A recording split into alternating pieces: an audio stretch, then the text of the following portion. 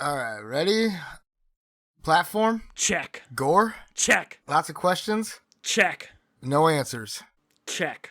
Or answers to questions we didn't want answers to. Well, that about sums it up. Let's get into the show.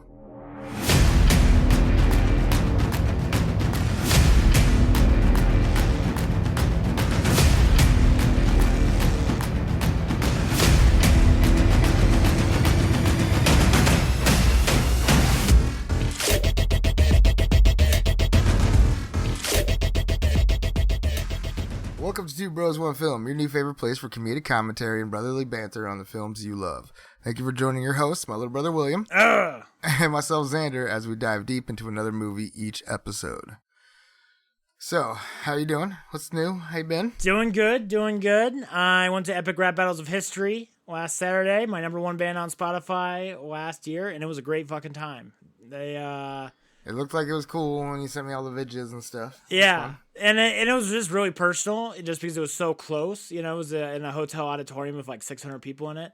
And their crowd control was really impressive. I'm always impressed with that. I've given some public speeches and stuff. It's very hard to keep the audience in line, especially when you're just walking around. Like, they weren't on some big stage or anything. They were on this really? Yeah, no, they were like in the crowd with us, like when they did their rap battles. Like, I saw a few of the videos. Yeah. I didn't have time to watch all of them, so I might have just got a good vantage point. But and it was cool. Like at one point, Peter, like Epic Peter, was just like dropping. Or Nice Peter, my bad. Well, I'm a fake fan. Epic Peter. Epic Peter. I merged their names together. I've got an Epic Peter. Yeah. Well, his name is Nice Peter. It's like a total dick joke. But it was really cool of his that like he just dropped like 4 or 5 bars from like 5 different of the raps in a row.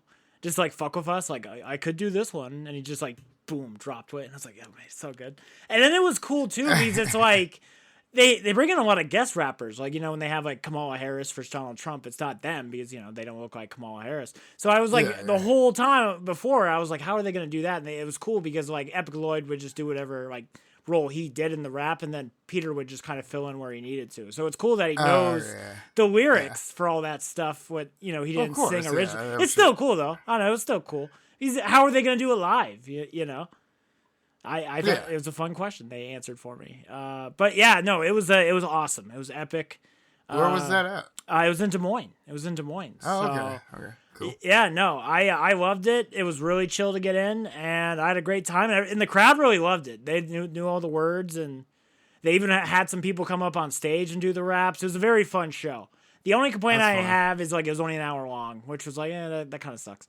But yeah, 3-hour drive, 1 hour entertainment, 3-hour back. Yeah, it's brutal, a little brutal. Well, it's 90 minutes. It's 3 hours. Yeah, I was like, it's. Yeah, I don't regret it. No, I had a great time. It just, I wish it was a little longer. There's it would have been nice. Yeah. But no, I had a great time. I love them. I still love them. They seem like really chill dudes, and I had a fantastic time. And if you ever have a chance, go see them. Also, the most wild tour of all time. Because I was sitting there, because I saw the video drop, because I'm a subscriber, of course. And I was like, oh, they're going on tour. I'm so like, where are they going? Like, maybe they'll go to Chicago. Maybe they'll go to St. Louis. And then I saw it, and they're like, Des Moines, Iowa. And I'm like, oh, cool. I'm like, oh. And then it said California. And then it's like some crazy foreign place, like Germany or some crazy shit. So, like, talk about my dumb luck of Iowa. Like, oh, yeah, we're going to do Iowa, California, Germany. Cool. Like, that's wild tour. Date, places to go. Why would you pick Iowa? Because Iowa's a shit, and it's right in the middle. A lot of places, like Des Moines, it's kind of like hitting the whole Midwest at once, or the northern Midwest at least. Not complaining, but just a wild. You wouldn't expect it. But no, So that's you wouldn't even expect it. But yeah, no, great time, and yeah, that's pretty much my big life update. That was my big fun shenanigans. Yeah, I went to, I guess, for me, I went to Kansas City and rode down with my cousin and his kids, and then just hung out with my other cousin and his kids and family, and it was great. Had a good time. Got to see my best friend from high school. Got to kick it a little bit. Yeah, otherwise, not much has changed. I was doing this whole job interview thing, and it turned out to be like not offering me near enough money for, even just a basic cook job. I wasn't going for sous chef or executive chef this time. I was just trying to get something with like benefits and fun things. And It just kind of lowballed me, and I was just like, nope. I got a buddy that I trained how to cook years ago, and taught him everything he knows. Fucking getting paid as much as I'm about to get paid. I'm like, no thanks. You know, they're like, oh, based off your experience, and I was like, my experience is pretty damn deep and broad. You know, I don't know what you mean. You're gonna pay me this, garbage wage based off my experience. Like, I don't know what you're expecting to try to apply out. Yeah, nope.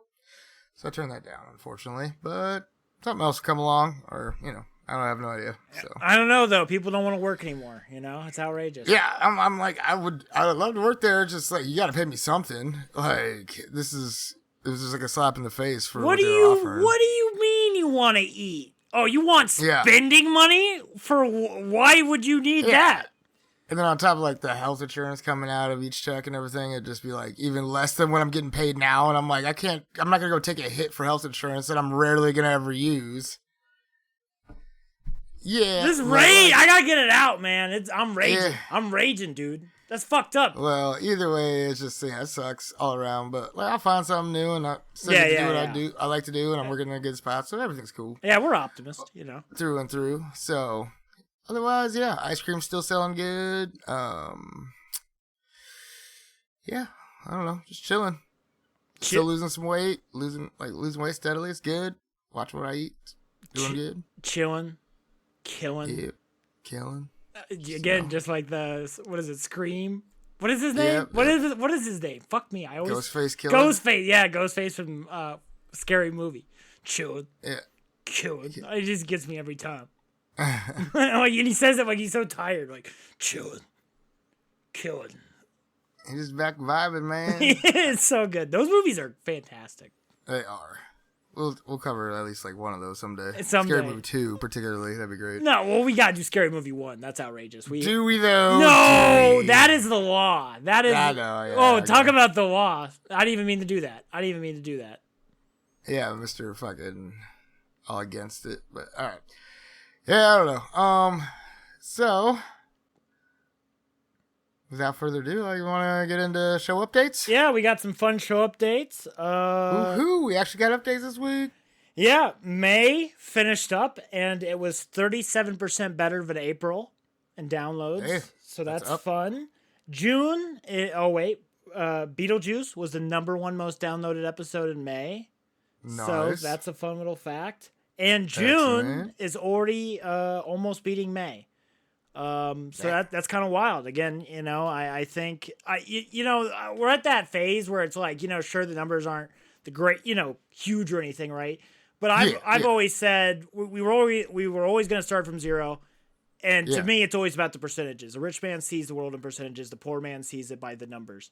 Because, if we grow by 37% within a year, every month, it's not even a question. That's how retirement works. That's how exponential growth works.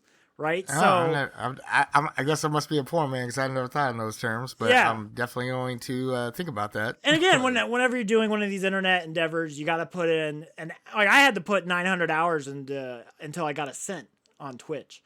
So you just got to put a lot, you have to put an astronomical amount of time in, and you got to have a lot of love for it. And as long as you have the love for it, it really doesn't seem like a lot of work. Like I'm always excited for these. And And it was so funny. I actually had a conversation with my buddy about the movie Wicked. And he liked Wicked. I didn't like Wicked. I promise this is important. And no, I'm listening. And I didn't, I really didn't like Wicked. And then my friends at the very end of it were like, so what's your goal? Are you trying to get people who don't like Wicked or like that or that? And I'm like, I don't have an end goal. I just don't like the movie. I'm never going to come up here and say this or that because I'm trying to appeal to anybody. I just, that's what I thought. I did not like Wicked. You know what I mean? I'm never going to come up here and suck off a movie I don't think deserves it or, vice versa. Yeah, for anybody else's agenda other than, like, your own and what you like, fuck them. Yeah, so it's just like, I don't get that. And I just want everybody to know that, in the audience that we always shoot from the hip, Yep. It's not pre-thought. We don't have an agenda. We're just doing what we do. Yeah. Again, this is all of our fun. Because that's the whole point. That's the whole thing. Without the authentic takes. It's raw. It's raw, yeah. Okay, so we've done the download update, and 2 comments we got was on the Prestige like kind of rundown of like the summary of our podcast episode on TikTok, Giraffe said, or Gibberaff, I don't know, his name's wild.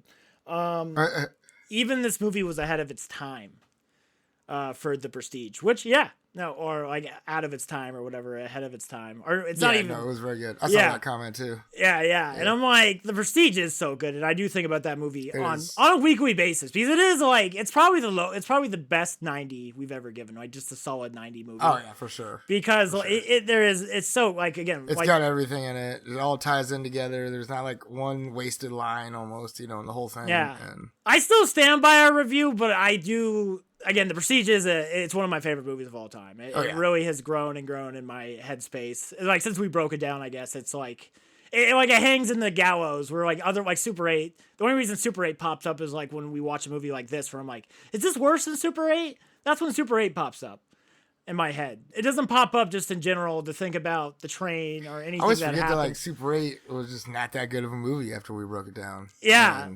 And that leads us into our last update of the day for the community is Rock Bottom Lobotomy said film goated for Super 8.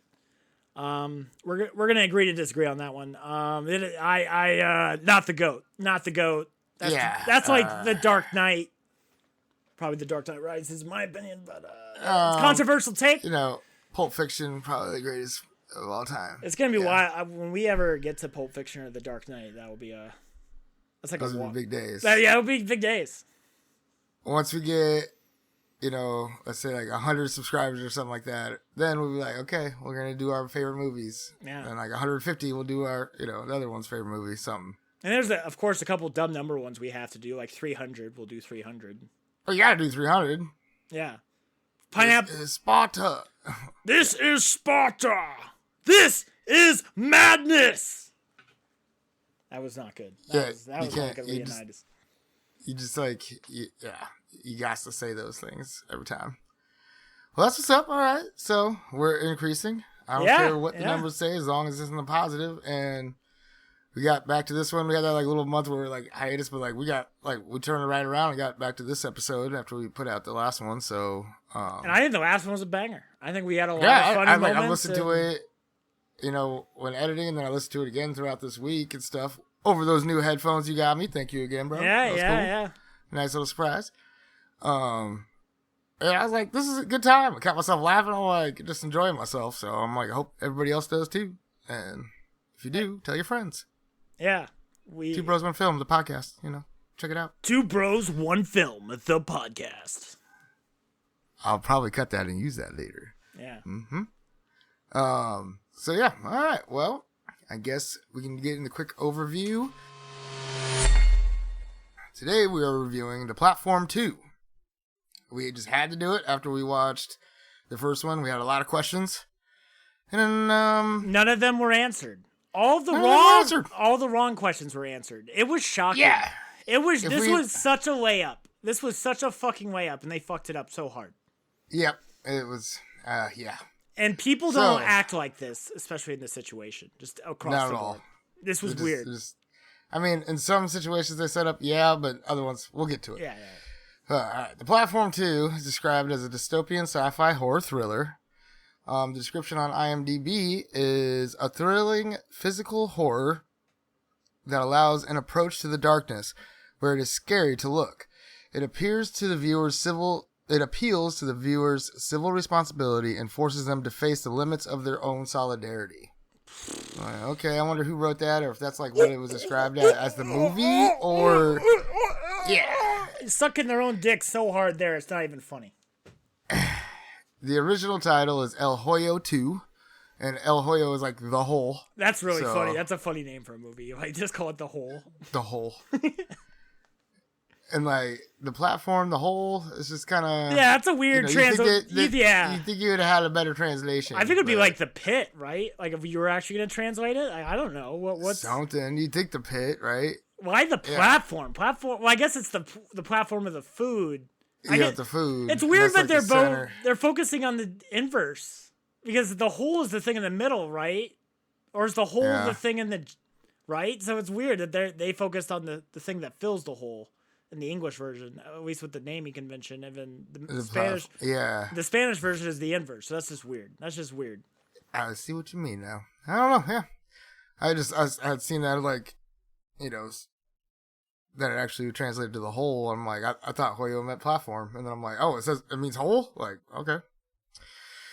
But, it was, released in 2024, rated TVMA. It was an hour, 34 minutes long. Its budget is not mentioned anywhere. I couldn't find it. I would Box be office, fascinated because not mentioned either. I would love to know if it had more or less budget. Yeah, I looked it up. Even asked the AI. It was on nothing. So couldn't find that one out. It's directed by Galder Gazzello Urita. Again, Yeah, he did the first one as well. I actually investigated because I was suspect. I was like, maybe the same guy didn't direct it or write it, but no, it was pretty much the same people. So because I'm like, maybe that's why it just seems so off to me. Yeah, You know what I mean? Like it does feel off. It feels a little more. It feels a lot lazier, honestly. That's really what just like the floor transitions. Not nearly well as done as the first film. Like in the first, I mean, there's a few visuals I quite enjoy. Visually, you know what's funny? This director, what I want out of this dude, of like if I could just pick where his career goes, if I had this dictatorial power over this dude's life, I would be like, I want you to do like a historical night film where somebody else writes it and then you just direct it, because like I do love the visuals and the combat scenes. Like I don't really talk about it. Like the only one I really talk about is like the drop kick when she drop kicks on the dude's back, because that was really funny.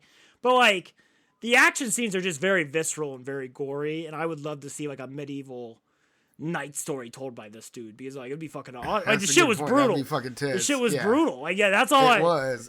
And like the props they ended up going with and using and everything, and just like made it feel, I don't know. Shit was going down. Sound effects. Yeah, shit was done pretty well. You know, made you feel some type of way. So it was dope. It was produced by Carlos Suarez and Raquel Perea. I think those were the same ones last time too. Shit, I forgot to look on that one. If they're not, whatever. So, it stars Milena Smith as Parampon. I just call her Pear, so just get ready for that later.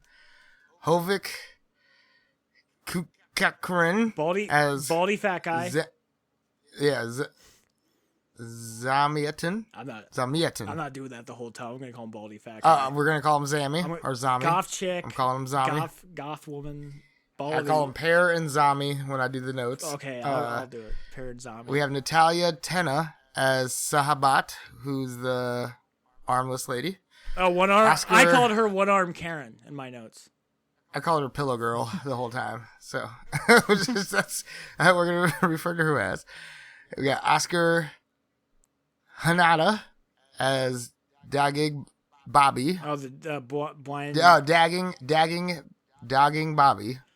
It's spelled Babby, but it's pronounced Bobby throughout the whole thing. So blind whichever. Jesus looking dude. Yeah. Ivan Masagao as Goreng again, and Zorian Equier as Trimagasi again. Obviously, he would be playing Trimagasi. Yeah, yeah, I will say that was a pretty big hype moment when Trim came out of nowhere. It was like a WWE moment, like out of the left field of a steel chair, Trimagasi. Yeah, infinitely, like for real. The first time I was kind of bored at that point in the movie. I was like, kind of like, and then I saw Trim and I got pretty excited. I was like, oh shit, like okay, like I did not expect that. I was just trying to watch it like enjoyably and like not so critically, just kind of just emptied out, and I was like, yeah, genuinely surprised. I was like, oh shit, and it really got to me. Like, I felt like if I was thinking critically, I probably could have seen something like twist like that coming in, and if I would have saw the credits and see his name, I'd probably, I don't know. But also, it's really funny that Trim is kind of the downfall of everybody being kind of nice. Yeah, I know, it's so great. It makes this like, it does make the first movie kind of even way funnier, because like Trim's like, fuck those guys, and it's like, you're the reason why. You're the reason why this place sucks. So like, you and the freedom fighters destroyed like anybody. Again, fuck those lawyer people though. I call them the lawyers, the law people. But They don't have a faction name or whatever, so I just gave them their, I thought that was a good one. But, Yeah. but like, fuck those guys. Like, I don't agree with them. I would rather have American capitalism. We'll save it for now. Yeah. And we'll get into it here in a minute. But yeah. All right, so we're at 6-sentence synopsis. I do. You got one? Yeah, I'm prepared. Oh, you do? Yeah. You want to drop that thing? Sure. Have you heard of the laws? You can't eat me raw. 4 dudes attack. Only the food you pick on the Mac you can eat, obviously. The message, the Messiah, my malaise. I am very whelmed. Well, that was quite poetic. Didn't know we're doing 6-sentence poetry here. Hey, man. Hey, I be dropping bars like that, man. That was more artistic than I can even begin to describe. As the guy who writes music and has, can actually, keep up with a beat, I can't do either. Well, that was some definite poetry, though. That's I don't have the terms of what kind of poetry, though. So I'm trying. What is no English majors? I'm sure English majors love listening to movies podcasts. Yeah, they can break it down. Deep or not? Let me know. It was terrible. Translate this. Tell me what you think I just said right now. Yeah, mine's pretty dry, but it's always dry. I always like going in dry. You know what I mean? Ooh, rough. Lady goes to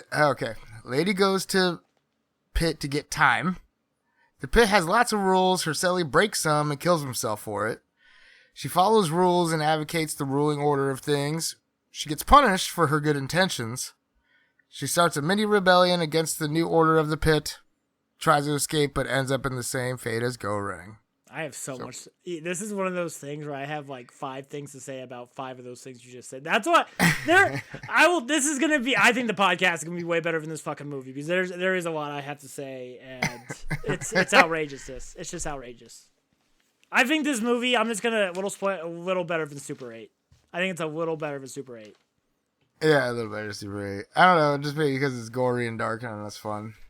Super I don't want to ever see Super 8 again. I was thinking I was even thinking the other day, I'm like, I might throw these movies on someday, just some background, kind of just kind of over there on the tablet while I'm gaming or something, just to kind of think about it, watch it again. I'm not watching Super 8 again. I'm good. Thanks. Yeah. The platform one, I do think I was Thanos, where I was like, I treated you too harshly. He says that about his one daughter. I mean, we still gave it okay for I gave it a 55. I feel like that's mean after this movie. I forgot I gave it a 60 or something. You gave it a lot nicer score, I think. Yeah, 60 something. I had a decent time. I had a good I think that movie is leaps and bounds better than this movie. It's not even. Yeah, there's some things there, but I do like what they did in some aspects, but they also just fell flat on the stuff we really wanted. I feel like as an audience. It's just the lost stuff, dude. The lost stuff, people would not act. It's weird, man. It's weird. It's like doing a Purge movie. The platform or the space should be the main character, like it was in the first film to me. You know what I mean? The setup is really the star. And in this movie, you just completely flip it and we get the whole outside version and I would love and a third movie we could come back into with the whole picture of I don't know if I want a third movie anymore, honestly. After this movie I'm kind of done. I hope you're done, Plat, because it's this is where you should answer some fucking questions. The football did not move forward. It moved 3 yards forward. It should have been back or back, maybe even. The only reason I gave it 3 yards is because we get a little more info. It is shocking. I just felt and maybe it's my fault. I came into this the first movie I came into. High expectations. I had different. I didn't have expectations. I wasn't sure what to do. I'm this is what I was hoping for. Yeah. But I didn't expect anything, and I just I sat there just. Leaned back on my couch, got my little munchies and everything ready, and just sat there and watched it. And I was just that's pretty much my response to it. I'm very disappointed. I had a few laughs. I had a few ooh, that was gory. Yeah, no, there is some really fucked up dark. This might be some of the most dark imagery I've ever seen. And there was a couple visuals. I'm that was just fucking cool looking. Yeah. And so overall, was I entertained? Yes. This is all would I panache like and maybe watch it again? Maybe background noise worthy, not like sit down and watch worthy. You know what I mean? It could be a solid like date movie or something like Oh that. yeah, that was you, gonna be the next thing. I was like, maybe like have some lady friend over or something. Like, you want to see something weird? Let's watch this. Yeah, I think this is like a novelty movie, and I think the first one's a little better than. I think this movie is a novelty movie. This movie is a novelty, or I would show people just for like some of the fucked up gory scenes later on.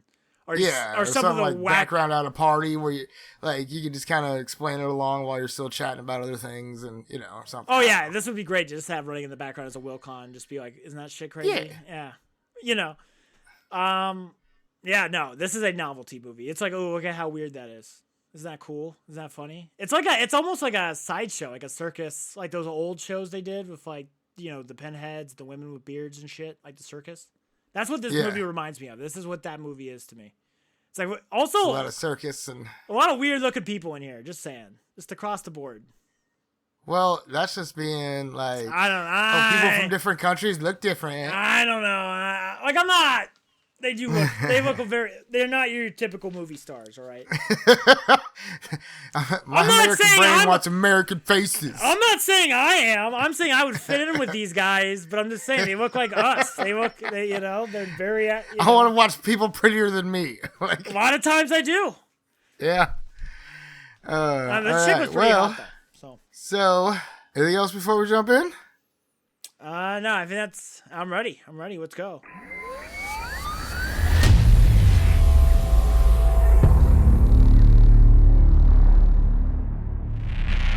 First images we see are of some kids playing around some step pyramid that has a slide down one of the sides of it.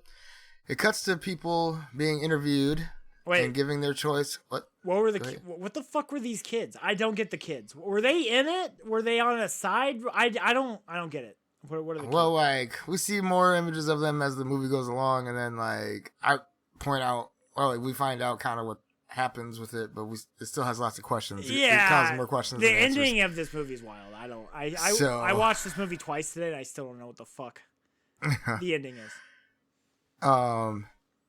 It cuts to people being interviewed and giving their choice of meal and items to the interviewer. I think we forgot to mention what our items were last time.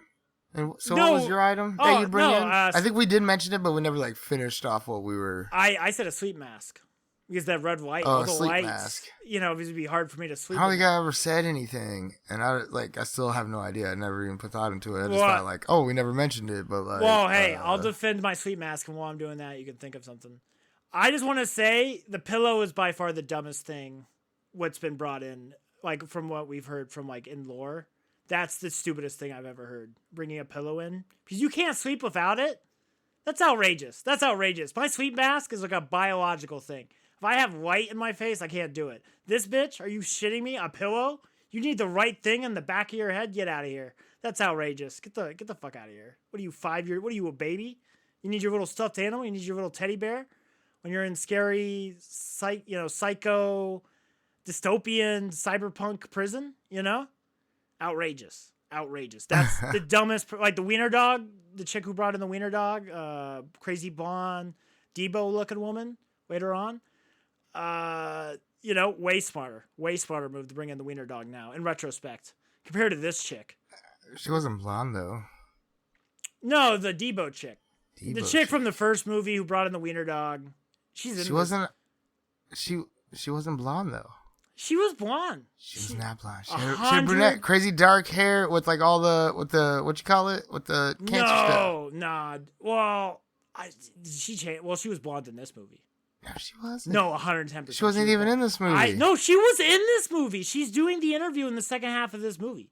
She looks like Debo. Her eyes are all fucked up. Like Debo from Friday. You mean like Debo? From Friday, all squinty and shit. One of his. How did I miss this? No, Maybe because I watched this twice and I don't remember seeing this shit once. I think you're tripping, dog. No, she is 110% in this movie. You are wrong. She looks like Debo. Her eyes fucked up too. She looks like Debo, because Debo has that.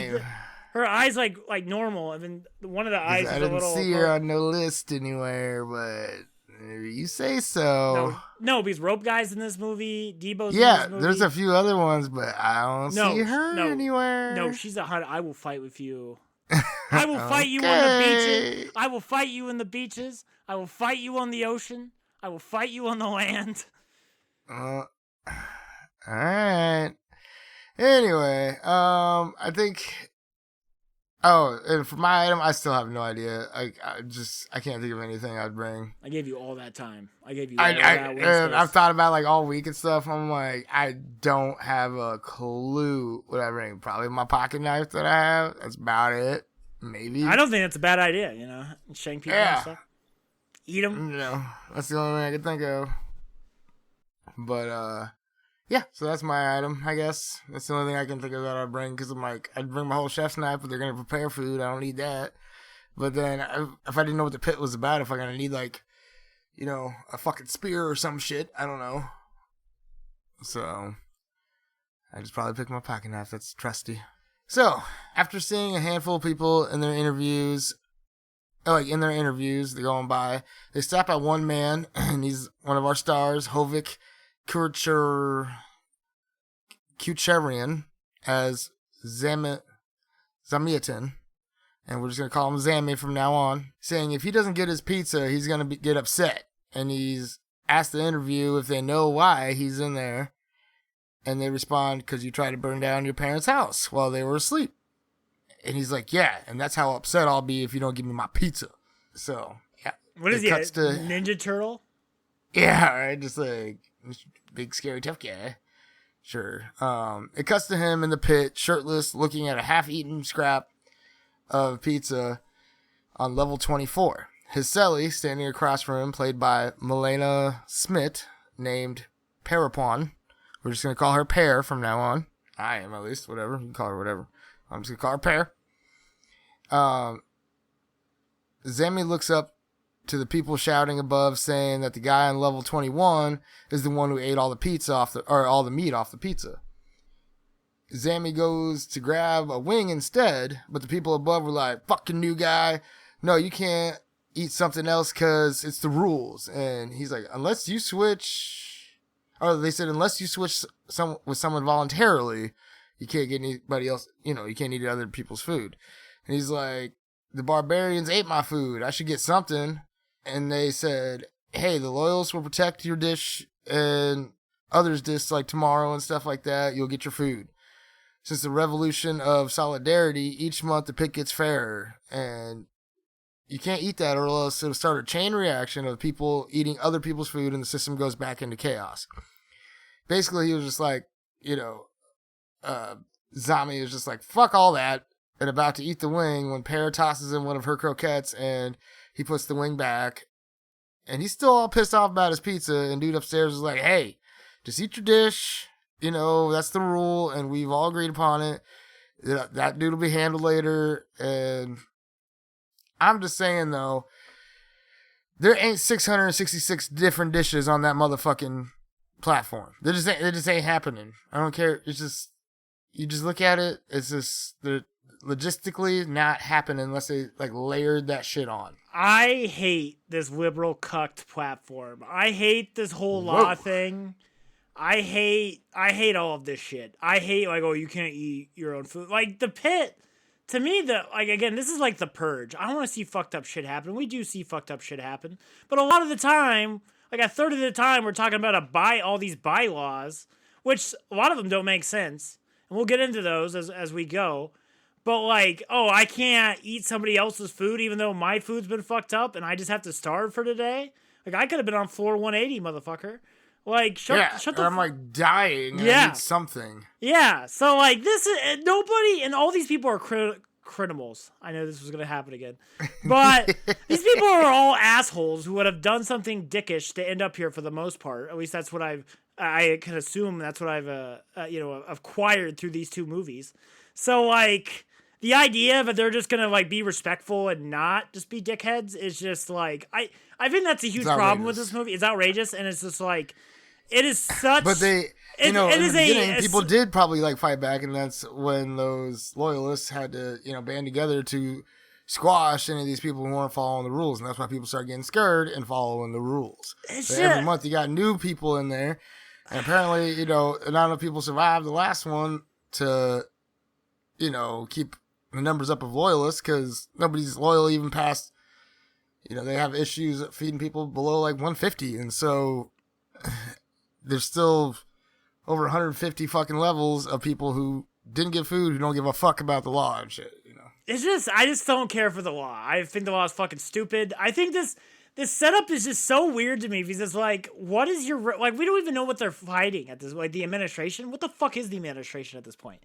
We've had 2 films. We still don't know. We still don't know. That is a failure. That is an absolute failure of the writers and the director, because he wrote this. It's not mysterious, and now it's just irritating. We need detail of what's going on here, we can feel more in depth in like why we actually care about their situation, or like we can actually place the right feelings behind each character based off the situation, instead of just kind of speculating why they're there.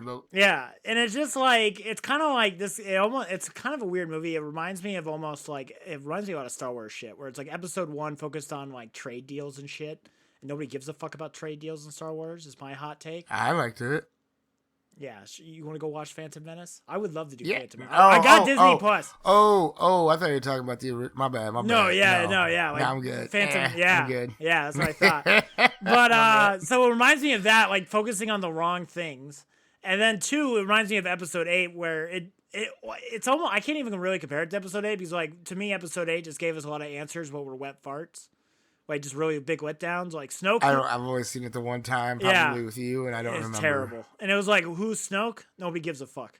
That's what Star Wars told you. You spent no idea. You spent like 3 years waiting for that, and like getting excited and theorizing, and it's just like, well, it went against your expectations. I hate that. Ooh, went against your expectations. Fucking stupid. Like, oh, this movie went against my expectations, but in bad ways, in very bad ways. No administration. All the people just wouldn't act like this. I just refuse. And that's the problem. That's the crux. That's the problem. Because every time they do anything with these fucking bylaws or anything like that, I'm like, people wouldn't act like this. And it makes me, I can't take it seriously. And it weakens kind of the whole fucking structure of the movie, because the whole thing is really built on these laws and the Civil War what breaks out. Kind of. I can just sit there and like, I'll play along and say that the Anointed Ones had sufficiently terrorized and killed enough people to establish some sort of order that people would at this point be following the law. I feel to a certain degree, like they have been. I feel like they would be. People got scared. I feel like people should be. And then, like a lot of monkeys in a cage, when they get into the cage, they'll just do what the monkeys be doing, and so they'll follow along and follow the rules too. Yeah, they've done all kinds of different studies on that. Oh, for sure. But I just think the people should have been way more scared then. They're way hunky-dory. They should be fucking horrified of blind Jesus going around. Some of them were, but then other times, you got to keep the movie going a little bit, so they're like quick to. Well, when they get down to like floor 175, it's like the fucking ending of Star Wars. They're like, "Oh, guys, we got the 175! Isn't that so great?" It's like they're murderers, man. I like this guy fucking punted a baby to get in here. Why is he so happy hunky-dory about food getting to level 175? I don't know. I just don't buy these. Like, it's like kind of like you put all the shitty people. It's like in The Dark Knight where all the prisoners are on the boat, and you put all those dudes in a building, and they're all just gonna work. I just the concept of this film, the concept of just the laws and shit is just stupid. But people aren't aware of the laws and all that shit in the beginning, so like, I can see where they're going with it. Let's move forward on this. It's like we got a long way to go. There's a lot more questions and stuff, and that'll play back in soon anyway. Yeah. The platform descends, and Pear asks, what's his name? And he says Zami, and she tells him hers. It cuts to her in the interview that she had before getting in, saying her favorite dish was always ham croquettes that her ex used to prepare, but she says that's impossible now. The interviewers ask if she misses him, obviously, and what she's looking for, like here, going into the pit, and she says that she needs time, or like she's there for time to forget what she did, kind of implying that she like killed her ex or died, like he died somehow. Blah blah. Kind of foreshadowing. Were you gonna say something? Oh, I just made a joke in there. I said obviously at some point when you were. Oh, well, it cut out. So I guess it unless it comes on the audio when you send it to me. We'll see. We'll see. It cuts to them in the pit, and the light goes red, and we hear people shouting up to 44, relaying a message, or shouting up to them at, I think 45 it was, or something? Mm-hmm. 42, something? Relaying a message that the chain of command stops at level 44, I guess. And Zombie says, well, we know there's communication from 22 to 24, and Bro upstairs says that our people from levels 19 to 21 will go down to 22 tomorrow and defend your pizza from that guy on level 21, you know? Where the communication stopped and dude ate his pizza. And the ones from level 42 and 43 will go down to 44 to handle those people on level 45 causing issues. He also says that you should stand back to Zombie. He's like, what, is standing here illegal too? Blah, blah, blah. And dude's like, shrug, like, okay, motherfucker. And then he does step back and the platform just like, shoots up. Because that was his first time, he didn't know. But I love the sound effect that they had on the thing coming up. Like, it just like had a shuddery rumble effect. I'm like, that's okay, I like that part. It cuts back to Zammy and his interview. Continuing from the last point that we left off in their old, like the first time we see him in the interview. The man's questioning Zammy, cuts him off and was like, nah, burned a wastebasket that had the autobiography you were writing in it and 2 empty pizza boxes. And he said that his parents sent him here because they were afraid of him. That's what Zammy said back to the interviewer. Then it cuts to him chanting over and over loudly, where's my fucking pizza, in his cell while he's lighting his Zippo over and over. Pear seems particularly chill for for him walking around just being super fucking annoying. The people above were not pleased, I don't think, or the ones below. Somebody was bitching about it all. Tell them to shut up. But we hear people on level 21 fighting, and like we hear screams coming from that level up on 21 as the platform's ascending. And the guy above them's like, if they don't get stopped on 22, then 23 is going to have to handle it. And they're the people on 23.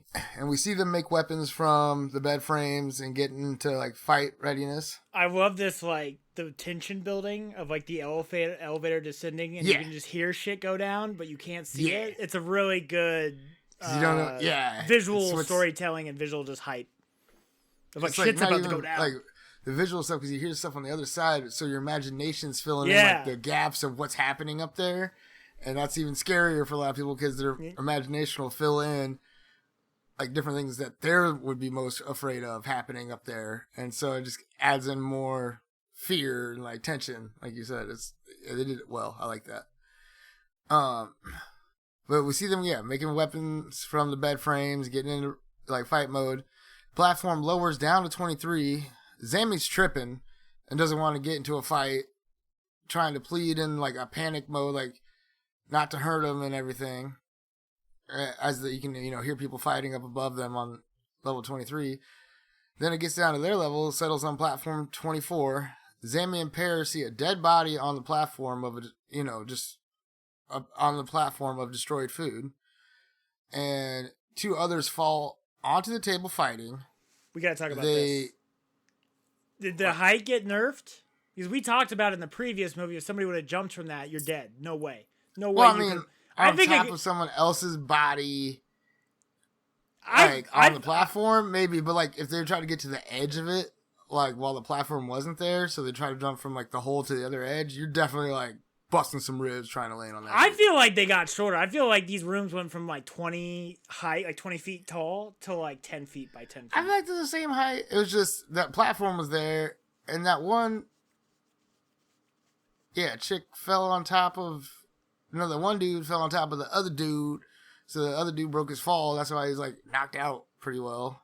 I guess I'll allow it because there was another human, but I'm still any structural injury. I still feel like it. I was like last time. I was like, no fucking way. Even if with and that. Like the platform being up there, that's an extra like foot or 2 of height, so it's not all the way to the base floor. Oh yeah, that's true. That's true. Yeah, it's got a little elevation to it. Also, I got 2 quick questions for you from the crowd here.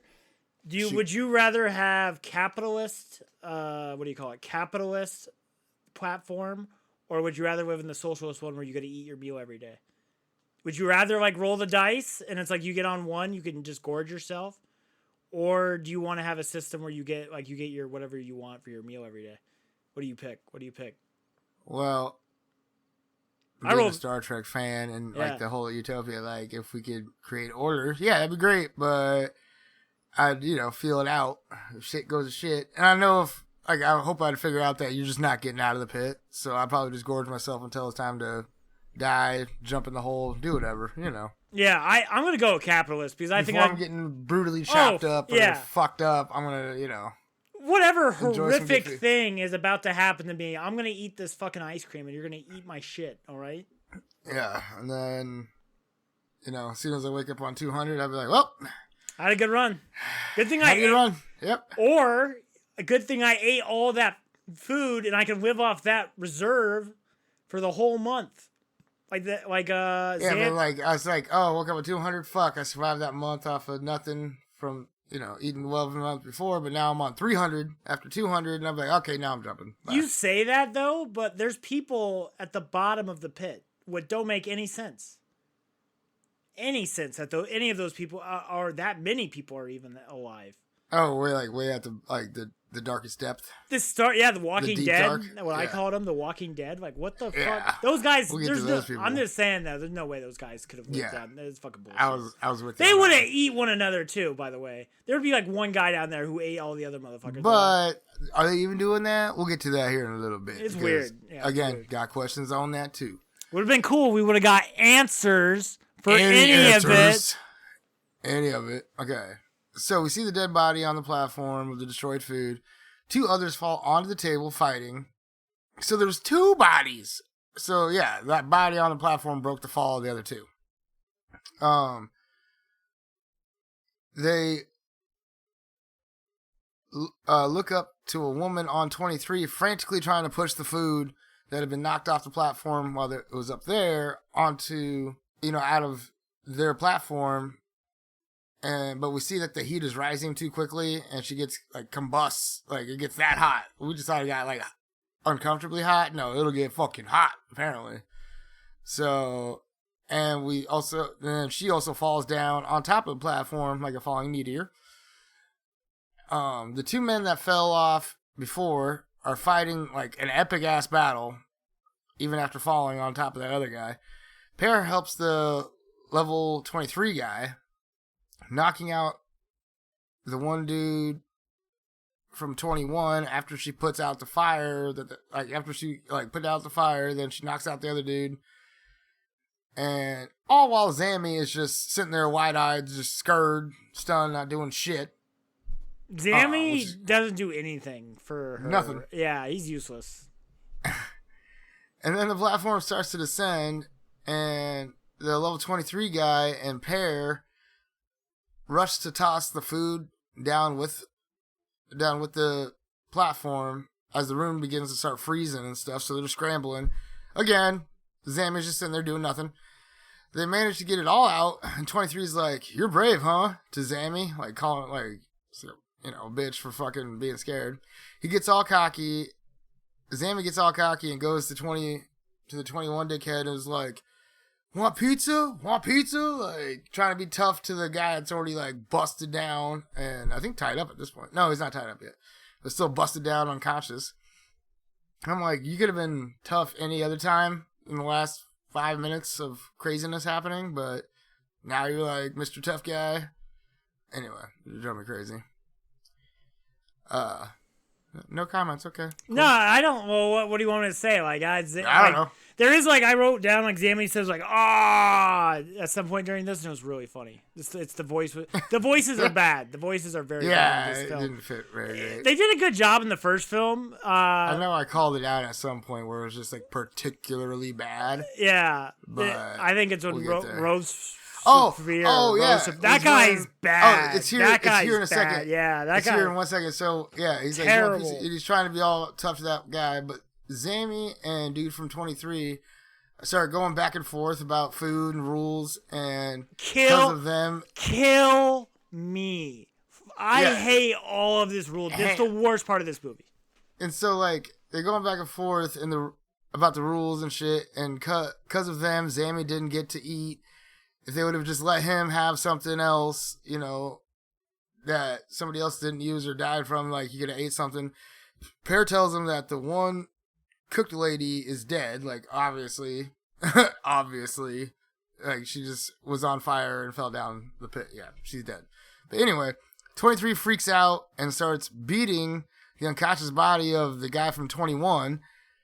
And the voiceover right here is just atrociously bad. Terrible. It was really, really bad. Like, I had to mention it even though I was like, really bad right here. I was shocked. Like, I wrote it down. Like, again, I don't like to pick on actors or anything. I like to try to be like a feel-good podcast. But this voiceover, whoever did the editing on this needed to be like, let's take this again. Or, you know, something.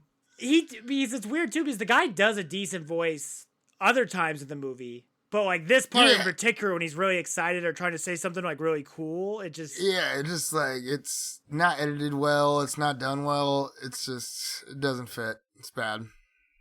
But Zammy walks up and pats him on the shoulder while he's all freaking out. After he gets all freaking out, like, oh, that was very brave. Like, talking shit back to him. Like, oh, you're so brave for beating up some fucking unconscious guy. It's just dumb. Goes to Pear, asks dude from 23, what are we going to do with this, you know, guy from 21? Cue the terms list that's about to be dropped for this whole, like, universe as it is right now. Yeah, kill me now. And he's like, we'll take him down and give him to, I'll take him down and eventually run into an anointed one, term 1. One of the people lucky enough to meet the master, term 2. The guy who laid foundations of the law, term 3. They call him the Messiah, term 4. Or Hidalgo, term 5. Nobody knows him. Nobody knows if he's still alive. And Zammy's like, or if he ever existed. But it's just like, damn. Like, 5 terms, 2 of them for the same motherfucker. Just and chill it out. just, like, again, we got lore last time, but it was about the prison and how it worked. And it all felt, you know, real enough, like, believable enough that, like, you could buy it. I don't buy any of this. I don't buy any of this, and I don't give it. I believe it more, but, like, oh, they dropped the Messiah, and, like, so the first time you watch it, you're thinking, oh, is that Goreng, or is that, like, you know, what's up with that?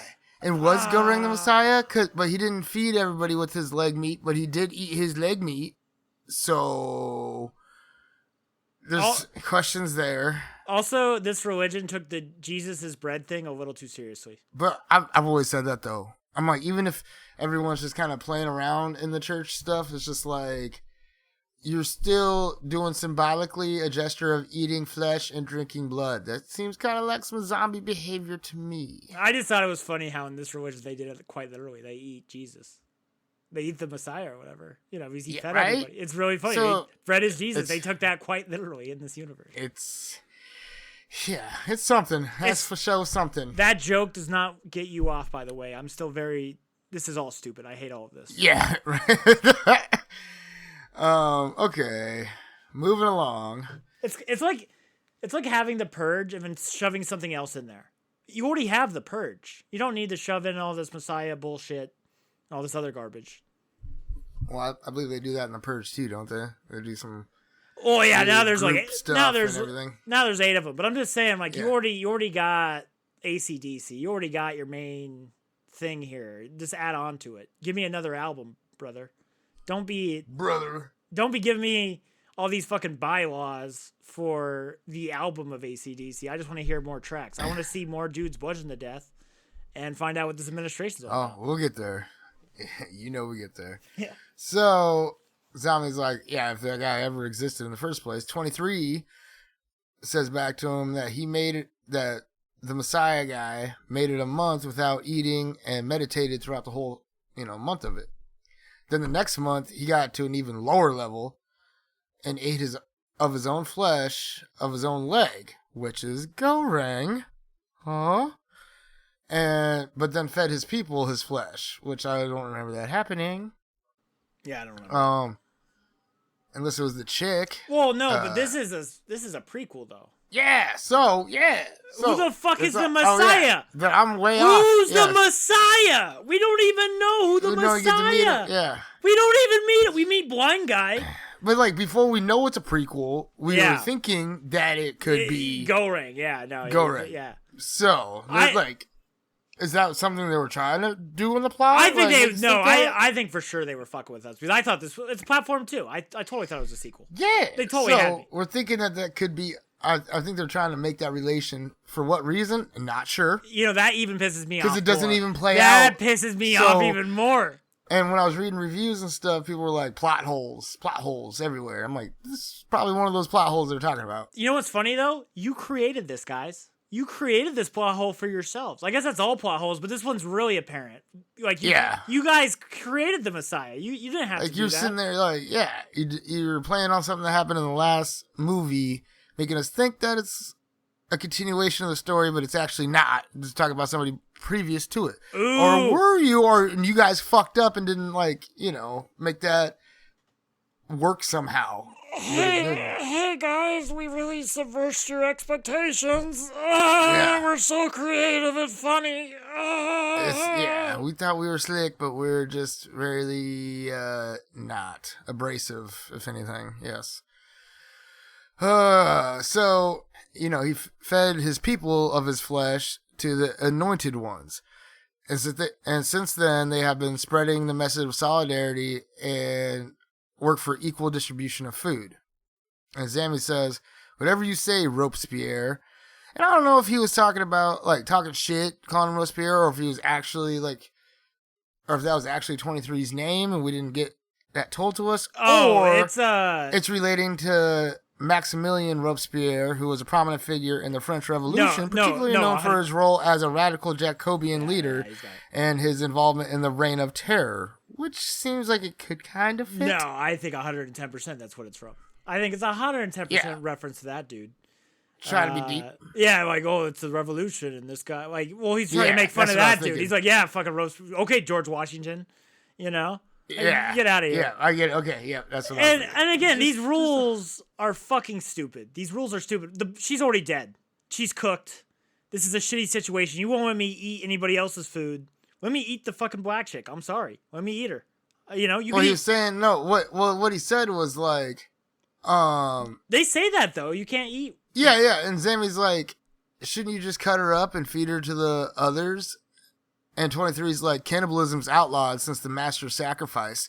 So like, only he, like that's nobody else eats flesh after mine. We can eat live people's flesh, what they cut off of themselves, what is cannibalism, but we can't eat dead people. Well, not since the master gave up of his flesh. Now nobody else can. This now is outlawed. Fucking stupid. Like, we're in this pit, I'm starving. Stupid, yeah. And you're not guaranteeing I'm getting food down here? Go fuck yourself, but I'm eating my celly. You can't eat your celly. You can't eat anybody else's food. Even dead people's food. The dead people's food. Yeah, can't eat that. That's ridiculous. Ludicrous. Ludicrous. In this situation where it's life or death, and they're already dead. They can't use that food. I gotta just throw it away. That seems against the master. The master would rather cut his dick off and feed it to me than fucking let me eat the other person's chicken wings. That's fucking stupid. Nobody's gonna do this. This is outlandish. Zero logic on fucking that one. landish.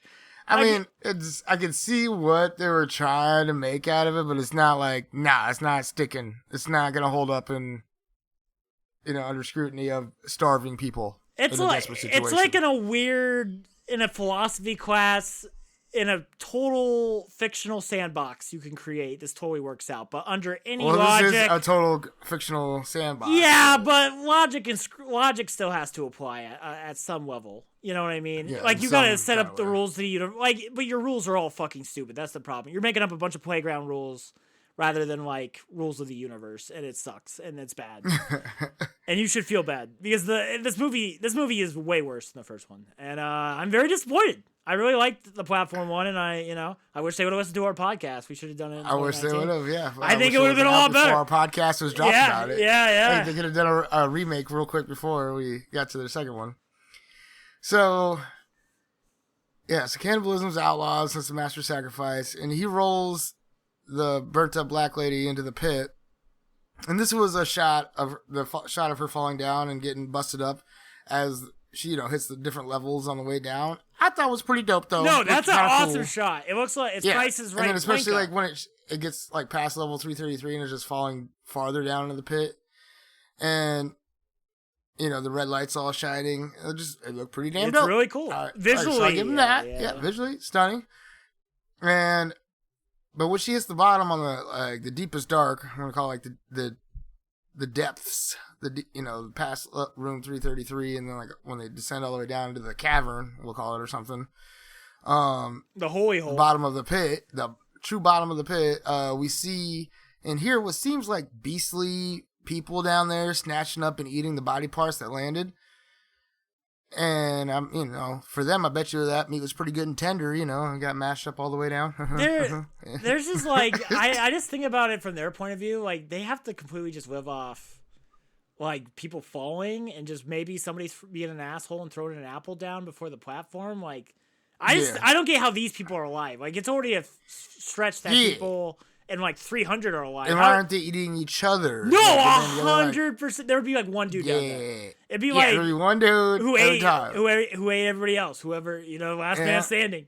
It's a highway. There might be one of them somewhat alive with body parts missing because they're keeping it alive until the next body falls down. So it's like, I would have loved if we would have saw like maybe some like blood pumping stations or like for food or something. Like, how are these people alive? How are they not eating one of each other? Why are they there? Are like, and there's like a decent handful of them. There's a lot of them. 12. There's like 30 of them. Yeah. So there's that more. So what, you got like 1,500 calories, 30 people. That's 45,000 calories every day. And this is another one of those plot holes because as we see him again a couple times, it just doesn't add up. Yeah. And we're gonna. These people should circle back to this one here a couple times. They should not be able to subsist. I'm not saying that right. What's that? There's also like just in the story, not even like speculative, like how does this work? There's like in the story, just shit's not adding up here, bud. Yeah. That's what they just unfortunate. It cuts to the platform lowering, and Zammy sees his pizza all good and fresh. Pear has her croquettes. 23 has his food. Zammy taunts 21. I'm just gonna call the dude from 21 that they had captured stuff 21. I'm calling the dude from 23 because I don't think they, or Robespierre's 23. Just nicknaming it. It's easier for me. Zammy taunts 21 with his pizza that he's folded up like a champ. I'm like, that's how you eat pizza. Dude, if he was a true fucking G. If he was alone with that pizza, he'd be sticking his dick in it. That's how much he likes that pizza. If he was by himself. I'm like, that's just a boss way to eat a pizza. Either way. The look on 21's face is quite intense while he's like taunting him with that pizza, though. Just, I don't know. They just got a good shot of him looking pretty intensely up at dude. 23 goes to pick up a dish and he goes to toss it out in the sink. And the dish belonged to one of those who had died yesterday. And the law states that they are not allowed to eat more than one dish a day. There should be no arbitrary distribution of leftovers, because that grants privilege to a small few. And nobody respects the law that allows inequality. Oh my god. I would fucking murder this guy right here. I would murder this guy. I think there's some things to be argued about that, but yeah, because it's just a waste. It seems like such a waste, and it seems like these people are so anti-waste. Like, I get it, like solidarity, let's all be equal. I think the movie, I was thinking about this, it's really communism versus capitalism. What happens in this movie is kind of like, when you really break it, you take all this messiah shit out of it, that's really what it is. Like, they want everybody to get the same, get their dish right, the lawyers do. And then the freedom fighters are like, fuck it, everybody can eat whatever the fuck they want. And honestly, that's what this movie, I would give it a lot more brownie points, a lot more points in general if it was just kind of a little more honest. If it's like, come on, it's capitalism versus socialism. You take away all the bullshit, and if you would have just, you should have just gone, just call a horse a horse. Make an Animal Farm, but dystopian and fucked up. I don't know. So, like, I would have preferred that kind of a approach to it rather than throwing all these, like, this or you could word salad on everything. Done all this stuff, but just still filled in these blanks that we're needing to make it your own thing, your own twist. But it's just, and they try, but it just fails miserably. Just, I don't have the words to articulate it, I guess. But. It's just like they had a hamburger and they throw so much garnish on it that you don't even know what the fuck it is by the end of it. See, there you go. There, you had the words to articulate that perfectly. There you go. I'm supposed to be the wordsmith. Hey, you had me write a song. I'm gone. Oh damn! Damn, look at that. Master rhymer right here. I'm like Kanye right now, man. Dropping those. Early Kanye. Early Kanye. Yeah, not now. So Zammy's like, it doesn't have to be arbitrary. We can still eat it. 23 tosses it out anyway and explains that now they are in charge of the dishes to be pitched from the ones above, and the leftover ones that are above for the rest of the month. And I thought it was interesting that even when people die, that the people upstairs, the administration still make every dish every day until the month's over. Theoretically, like, the people in charge of the pit or who have, like, the majority could kill a large portion of people day one of every month and then guarantee plenty of food for everyone. They could just ride down, occupy the last few levels, but if everyone's dead above, the food will just come down a little colder than it would have been on level 1, but still all there. Everybody can eat. Well, that's kind of what saying. That's kind of what they do a little bit. The freedom fighters later on when they kill pretty much everybody else, and then but they fuck it up because there's a lot of lawyers up above. So. I just feel like if you had numbers, I would just do that every month and then recruit everybody. Hey, we're just gonna all ride down to start killing our way down, and then all of us loyal, people together, just hang on the bottom 5 fucking levels and eat good all month. It just seems like, I don't know. No, you can't do that because you can only have your one fucking meal because it's stupid. You don't but you just don't follow that rule anymore. I'm just saying. Well, no, but they do though. Instead of have that stupid rule, they do get a band though, together and that's and a problem. Eat. Yeah. That's a problem they do because it kind of. Why would I need this club? Why do I need the club? Why would I do any of this? That's because still, if you're I'm only gonna get past my pizza. 150, you're still fucked. Yeah. So if you're ever anywhere past that, I can be a part of this club, it ain't no good down here because I'm fucking not gonna see my food either way. Or if I'm at 8 or 1, I only get my slice of pizza and that's it. Yeah, and then now I'm fucked. Yeah. Until the next month, instead of just gorging myself, and now I'm back at lower level and I'm fucked because I was hungry all last month and I could have ate more. It's just dumb. We're kind of finding out the real problem with socialism or communism or whatever. You need that. Monkeys need to have 2 bananas if they work harder. All right, that's just. It's a fucked up part of human psychology. So I just don't buy this. I just don't buy it for $1, and it's a big problem. People would not act like this. Bad people would especially not act like this. Yeah, I agree. So they're to check if the dishes from the ones above after dude leaves had been intact and not fucked with by the people above, so they can basically snitch on them later. And the dude from 23 tells them you could swap a dish for something else, but you must toss the original dish out. No extra shit. And he says, this is best and nobody should benefit from murder of a comrade. 23 tosses 21 up onto the platform, says he hopes to find an anointed one before level 44. There are not many left. The platform descends and he says, respect the law and also enforce it. And that's when he just descends down. And then I would whip out my dick and piss on him right here. What are you going to do now, bitch? What are you going to do now? Where's your law at now, motherfucker? Here's my law. It's called rain. Yeah, I'm going to make it pour on you, son of a bitch. So, after that, after dude leaves and shit, cue montage of mukbanging on a lot of it. Weird back shaving. tosses one of the extra dishes out, like she was supposed to. Zammy rolls his eyes and grabs one of the extra dishes he's supposed to toss out, but before pitching them, he grabs one bite off of it and then tosses it. And dude on the level above them sees him doing it. Punk ass snitch. And dumbass. And Pear sees that the other dude saw. So, goddamn it, dumbass, you fucked up. there's more mukbanging. And montaging happening. More him stealing a piece or two of a tray here and there. He's trying to shave his back but can't reach the spot.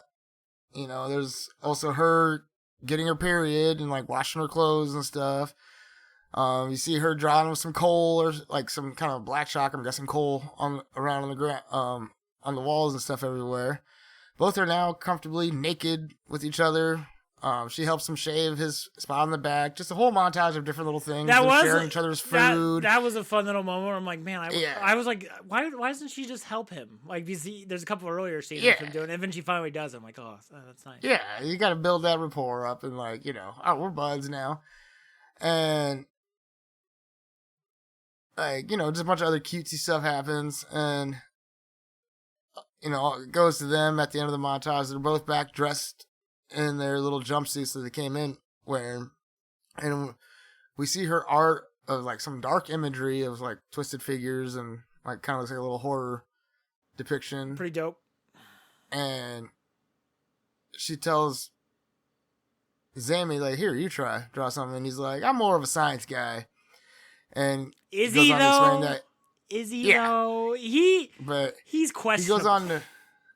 He goes on to explain that he devoted his whole life to mathematics, but gave up on it because of the equation, the square root of -1. This is an equation I learned in junior high. So this guy devoted his whole life to mathematics and did not learn this very basic thing, some junior high level shit. Yeah, and then, I had to look it up again and just be like, it's not that like off, and people, it's an imaginary number, but they're actually things and whatever. Yeah, and dude, you devoted your whole life. So did he? How I imagine this going down is he woke up like, you know, he's like 45 or whatever. He woke up. He's like, fuck, dude. I wasted my whole entire existence on imaginary numbers. Because it's not like he just found out about that. Like, he's had to know about imaginary numbers for like 20, 40, 30 years. Like, what the fuck? It's so weird. Yeah. It's like if he was like an actual mathematician. It's like I was a U.S. history teacher, but then I found out in my 30th year of teaching about the Trail of Tears, and I just can't do it anymore. I just can't. I learned about Andrew Jackson and how bad of a guy he was, and thinking the Lusitania was an inside job. Then I could understand. I can't do it. I can't. The Lusitania, you know, it's just I found out about it. I can't do it. That's where I quit on everything. I'm like, oh, it's an inside job. Everything could be a lie. Yeah, and it's just, but. Oh yeah, we're not, you know, but it's just a weird, like, I don't know.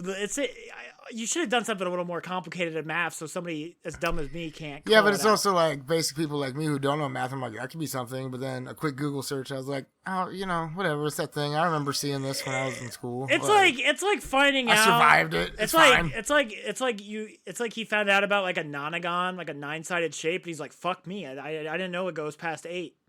I didn't know there was anything past an octagon. This, like, I got to quit my job and let my kids starve and my wife divorced me and move back in with my parents because I found out about a 9-sided shape. Like, fuck, dude.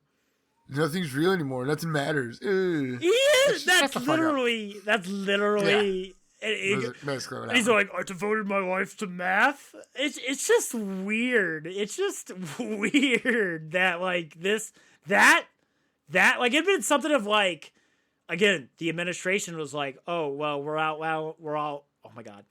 outlawing fractions or division or something. I protested against it because that's not logical and that doesn't make sense.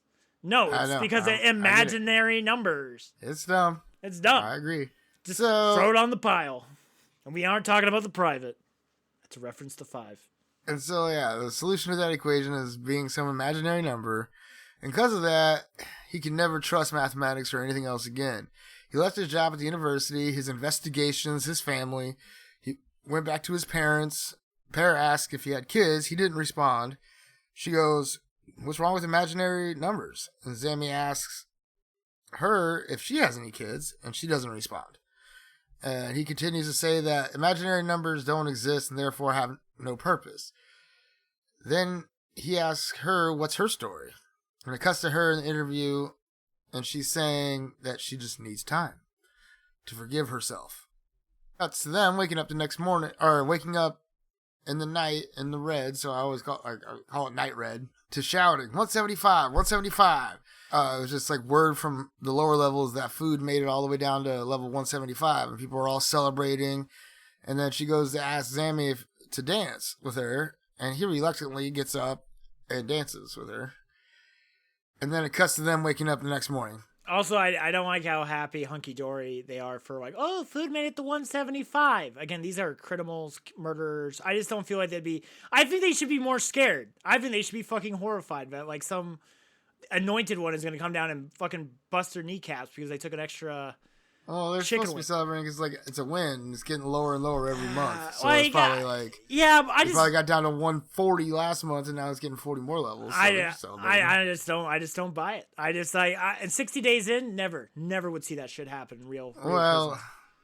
This is an imaginary world. I'm not. I gotta believe in it enough. I gotta have enough faith. So cuts to them the next morning after they wake up because that was the end of the month, and it says 180 on the wall. And they're like, oh, fuck. And you know this ain't good. I think a lot easier of a transition than the last movie. I think they were a lot more creative. Well, because we already kind of know, and there's different so what? We circumstances this time. After Two Bros and One and Film, episode 15, just built up. We're not taking any recommendations. We've perfected the podcast. We already know how to do it perfectly.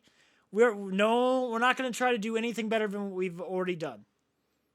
Is that what you're saying? We should. No, that's not what I'm saying. Hang on, I got a cat going fucking nuts over nothing. Get out of here! Move your fluffiness. What are you?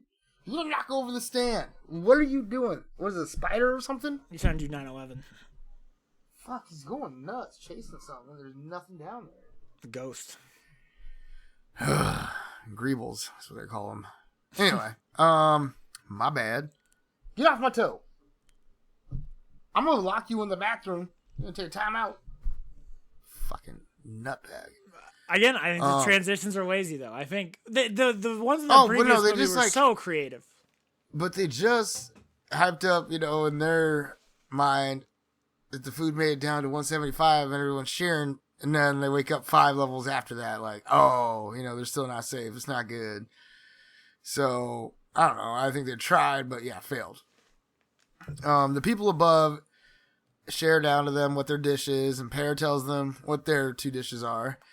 Same goes with the ones below. They, exchange their dishes. But the ones a little lower. I was thinking about this. Can you imagine if you're you're sitting on 180 and you're like, I want macaroni, and so you have to you have to yell at the 170. Hey, you guys got macaroni? And then they're like, no, but I'll ask for 178. You guys got macaroni. I want to exchange. Yeah, it just keeps going. It keeps going up the chain. Like, hey, macaroni wants this. Who can exchange? You get up to 140, and he's like, yeah, I got macaroni. So then it goes all the way back down, and you're like, I got crab. And then it goes all the way back, and the guy's like, I'm allergic to crab. And then it goes all the way back. It takes like 3 hours, and you achieve nothing. It's like, shit. That would be great. Oh, yeah, it'd be like getting a letter back in like the 1800s, and I had to cross the Atlantic Ocean. Like, it took 8 months for it to get here, and it's like, actually, your wife has left you, and she has a new man. Like, what? What do you mean? I just spent all my money on this engagement ring, or this. I built such a dope cabin in the New World. Yeah. What do you mean? I killed all the Indians around here. She's totally gonna be safe. It was gonna be so dope. They find out the ones that are even lower than them, so 182 is not cooperating, I believe. Or no, they find out ones that are even lower aren't cooperating, and then they also find out that the chain of communication has stopped at 169, so about 10, 11 levels above them. And we hear lots of new people are there, and that they need the law explained to them. Pear's like, we were new, and we learned to respect the law. And Zammy's like, yeah, on level 24, it's different down here. So we see the platform land on their level, and there's no food. And it cuts to night red, and we see Pear getting a blade out of the razor that dude was using to shave his back. And were they trying to hint that they were gonna shank one each other at one point? Is that what they were trying to do? I felt like that. Well, because she did give him a look, and he was facing away. Well, especially after were that they scene. hinting at that? I think they totally, because like the previous scene is like, it's different it's down 180, here. It's so different. like, Yeah, it's different. And then they started. But then she, we just see her, but she, takes the blade out of that razor, and we see her. She starts using it to start scratching out the wall with. So like, okay, like, was it hinting, and then just like, oh no, that's not what's happening. Yeah, no, I think they were fucking with us for sure. And so again, like, why? It's no good. Well, it doesn't amount to anything. They don't ever fight or anything, so whatever. And Zombie's little cough that he's had throughout the whole thing seems to be getting worse. And we get a little montage of them, like, losing it a bit down there. She's drawing like a crazy lady all over the walls. And Zammy's over there burning himself with his lighter. And Zammy starts, coughing up blood real hard and shit. And the voices that we can hear, from above and below, we're just, like, talking about different food things and people freaking out about food coming down or whatever. And one voice is like, why don't they just come down, like, on the platform and protect our food the way down? And Zammy responds, and what, leave the ones above who don't respect the law alone by themselves up there? Like, that'd be bad for us all. We see we see at least a head fall down, like one part of the montage, because this is all happening over like days, different voices and people shouting, him coughing, the drying, all that stuff. Montage. Montage. But we see a head falling down, passing by the pit. I don't know if they noticed it. No, somebody definitely saw it. I'm pretty sure. Like, they looked, and it was all slow mo and crazy. But they get word that the blockage is only at levels 69 and 68. The barbarians are trying to block communication there, but there's an anointed one, like, on the move. And I guess, like, he was asking if they knew of a crippled man and a cross-eyed woman who gorged themselves on 176 last month. And also wanted to know if they had seen a giant man who assaulted his male cellmate on 98. They also needed to know if there was if they knew a fat guy on 24 that stole his fallen brother's food. And so that lady up above asking all these questions like, what level were you guys on last month? And Pear quickly lies and says 46. And asks them, like, what level they were on. They were like, 74. But everybody seems pretty suspicious of each other, And I feel like the lady above asking all the questions was like, what if she was on 46? Like, bitch, I know you lying. I know you lying because I was on 46, or like knew who was on 46. So it's like a risky lie. Tanya texted me. And you. Yeah, me too. Yeah. I looked down at it like it was on my watch. Yeah, man. That's funny. But after they knew like a crippled man and cross-eyed woman, all that stuff. So I'm just like, that's a pretty risky lie because they don't know what level those people were on. So like she could have accidentally said the level they were on, Yeah. Or they knew somebody from. And I'm like, maybe they did. They seem suspicious. Don't be suspicious. Don't be suspicious. That's a Parks and Rec. Like, some guy faked his funeral and he was like hiding in the background, and like him and his sister are there, and they're like, "Don't be suspicious. Don't be." And their funeral is right there, like the brother's funeral is like faking it. Oh, it's really funny. Well, yeah. It's really funny. I guess it's kind of, you'd have to watch the show to get it. It's a great show. Parks and Rec is great. I'll take your word for it. Zammy knows that they're going to be punished for what he did at some point. Like, he just, he's basically saying all that stuff. And it cuts to Zammy back in the interview that he had before going to the pit. And the interviewer's like, nah, man, you're not here because they were afraid of you. You dropped out of school at 16. All your business ventures failed. Wife and kids kicked you out. And your parents were sick of you, too. Man. You were offered a place in the pit because they thought you needed some discipline. So stop making these, like, pathetic calls for, to stop making these pathetic calls for attention. I feel bad for him. That's so... Like, he just got his life served on him. But, like, also, you're that delusional, like, here's a wake-up call, motherfucker. Yeah, but, like, also, what a dick family to send you to the pit. Like, there's Well, he could just be a shitty person. Yeah, but, like, you could die. You could die in the pit. Would you send one of our particular family members to the pit? I couldn't do it. I'm not that bad of a person. I've thought about sending him to Mexico. I've thought about sending him to Mexico and stuff, and I'm just not that bad of a person. I'm just You know, I'll kick him out of the house, but I won't like, put him in the fucking pit. I'm not a monster. Jesus. Like I mean, some monsters belong in the pit if you ask me. Oh yeah, again for my safety, it probably would be if it was. Yeah. But we might take this all out on my tape. Yeah, we'll see what happens. But but no, that's like this guy has kids and stuff. Like that's got to be scar. Even if you don't like your dad or your dad hasn't been. Well, if he's some piece of shit dad and like just coming through bothering people all the time, making more issue than actually being a father, being helpful, or doing anything to provide for his family, then maybe it's like, yeah, if he did get out somehow, he probably would be a changed man, and maybe hopefully it could be a scared straight. But it's gonna be like way worse. Like he was just like a piece of shit before, just like couldn't get shit going for his life, but now he's like a broken psychotic, psychotic guy. He might become like fresh fool. From the pit. Yeah. Like you go in a normal man, you come out a fucking demon if you make it, like he might be like an alcoholic or like have an addiction or something after that. Like, to cope with all the fucked up shit he saw and stuff. Like I'd be a changed person too if I saw like people. He didn't want to get any fights, and he was all scared before. And then he's gonna come out hardened, like I've killed 30 men before, and a few women too. That you watched a woman like burn to a crisp, but that was fucked up, and she like, fell off the thing. If you make it out over months, he's like, I had to eat 4 different cellies. Like that's not gonna be good for the guy either. The guy just needs like an antidepressant and some counseling, Like yeah, probably, but no, he gets the pit. You get the pit. Family's like, fuck that. Skip. Like, do not pass go. Do not collect $200 straight to the pit. And your parents sent you here for discipline? Fuck mom and dad. If I get out of the pit, I'm gonna murder you next time. You think you burning your house was bad? Fuck you. Yeah. I came out of you, man, and you're doing this to me? So, yeah, they tell him to stop. Like, they sent him down here to stop making those pathetic calls for attention. And we see him pacing around the room, and he's got pacing around the we're back in the cell, and we see him pacing around the cell. He's got the sheet over him, like over his shoulders and stuff, and he's flipping his lighter back and forth. He's saying to Pear that he shouldn't have ate the food, and he doesn't want her harmed because of what he did.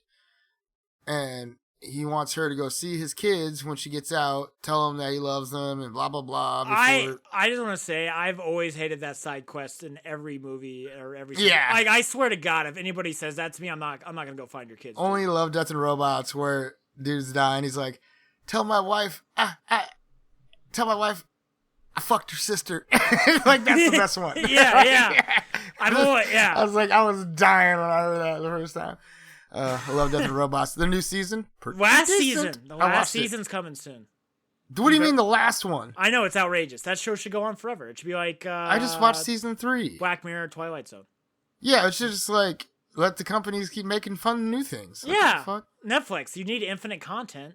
That's infinite content. Dude, that's one. Don't let it die. I was hoping for a new one every year for the next 20 years. Like, hey, maybe we can guilt trip Netflix with our series. You know what I mean? And get Mindhunter jump back. on that bandwagon. Let's get Mindhunter back, too. And, what was that other show? What was the conspiracy animated one that was really good, what they canceled? Fucking Netflix. Oh. Netflix, you've been slipping, bro. You've been slipping. Inside Job. On Netflix. Inside Job, you can't. Yeah, I just saw that, it's so good. Previewed on the shit again. I'm like, oh yeah, William was showing me that. Dude, it is really good. You would love it. I know. I love Inside Job. You would love Inside Job. Okay, so he doesn't want her harmed and wants to go tell her kids, like, get out, blah, blah, blah, bullshit. And then he sets this extremely flammable sheet over himself on fire and hops into the pit. Like, that thing just goes up in, like, a very vicious, thick flame. Like, what was that thing made out of? Was it Dallas and diesel and gas and oil and everything else, too? Like, goddamn. Anyway. Also, this guy's a fucking idiot because they didn't know it was you. They thought it was you, but they couldn't prove shit. Prove it. Prove it, bitch. Well, they found out eventually. It seems like snitching. Fat guy from 24. Somebody would be like, no, they weren't on 24, or they weren't on 46 or whatever they lied about. They're on 24. They would have got back. It just seems like in this thing. So he's like all on fire, and he just hops into the pit. And there are visuals of people below him going crazy as the embers are falling. And he passes by a level, and we see like a group of armed people standing with a guy with bandages over his eyes. And we'll learn who that is here in a minute. Zammy's body, on fire, falls all the way down to the deepest part of the pit, down in the cavern. And it's burning it, while it's at the bottom. And it's casting a light, making silhouettes out of those, zombie-like people who are down there. The Walking Dead. Yeah, the beast people kind of things. And I'm just like, again, why aren't they eating each other? Stuff like that. They Whatever. should be... They're probably like, woo, cook food today. Yeah. Like, but again, yeah, they should be all... I hate and that sheet should not still be on fire. That's just like, that. I don't know what that sheet was made out of, but goddamn. It cuts to Pear in her interview, and she's saying, like, I like to think that he didn't suffer, that he died quickly. And it cuts again, back to her waking up. Wait, we see Debo blonde-faced chick here. No, it out. We do. I wrote it down, motherfucker. Debo blonde-faced chick. She is in this movie. She's interviewing I'm about to, her. like, go pull that shit up right now. Do it. Do it, do it, coward. Do it. Do it. 40. What is it? I wrote it down.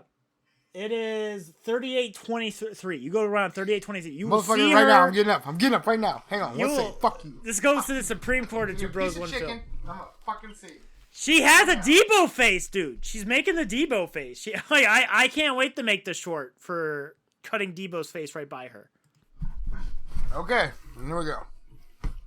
TV's turning on. I'm like, this has to go to the Supreme Court. We are taking this all the way to the Two Bros, One Film Supreme Court. This has to be settled. I'm pretty sure I don't remember seeing that bitch in there. Pretty motherfucking sure. Hang on. Load up, you fucker. I just watched it. Well, I want to be on, like, previously watched or recently watched. Continue watching. I gotta type it in every fucking time. Why would they want to make it easy for you? They probably do that so you see other shit and you get distracted and you'll pick something else. Yeah, I know. It's totally why they fucking do it. It's the grocery store thing where they have, like, the checkout aisle. I know. It's totally fucking the same thing. I'm like, that's the only reason. Because, like, they didn't do it before and they just changed it up.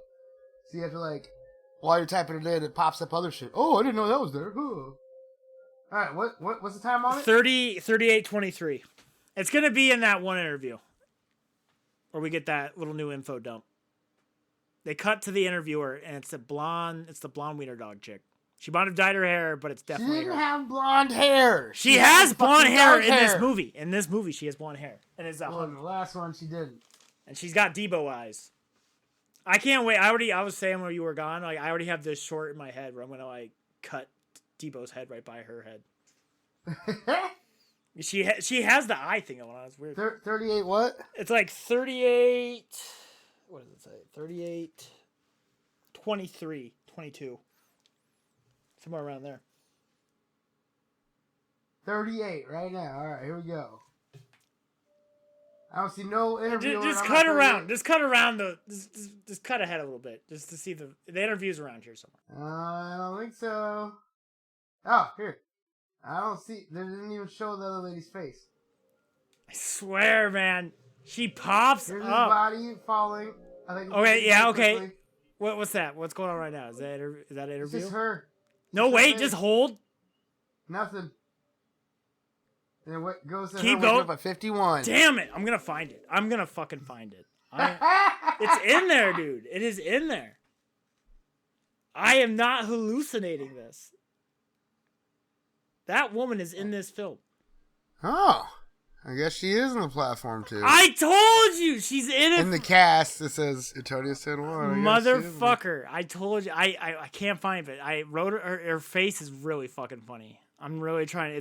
She's making the Debo eye. Her face is all fucked up. Also that, I'm shocked. I guess we haven't made it to that part, but that dude's teeth's all fucked up. You're going to talk about it, I'm sure. Obviously, guy had some teeth done, and it's not. They did not do a good job. Oh! I found it! Go to 1 hour. Okay, she's not blonde. You win that one. But, yeah, that's all I was trying to say. Right, she wasn't blonde for sure. 1 hour and 10 minutes and 39 seconds. And yeah, you gotta wait for her to open her eyes. Oh, she is. She got like gold hair, or like reddish brown hair. Like copper, almost. And her eyes all fucked up. Yeah.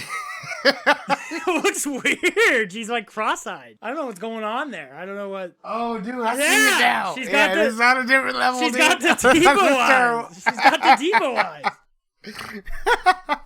eyes. Okay, fun. All right. I was like, I fucking told you. I fucking told you that she was in this movie. I saw her. I know I didn't hallucinate it. Mm-hmm. All right, I stand corrected. We win that one.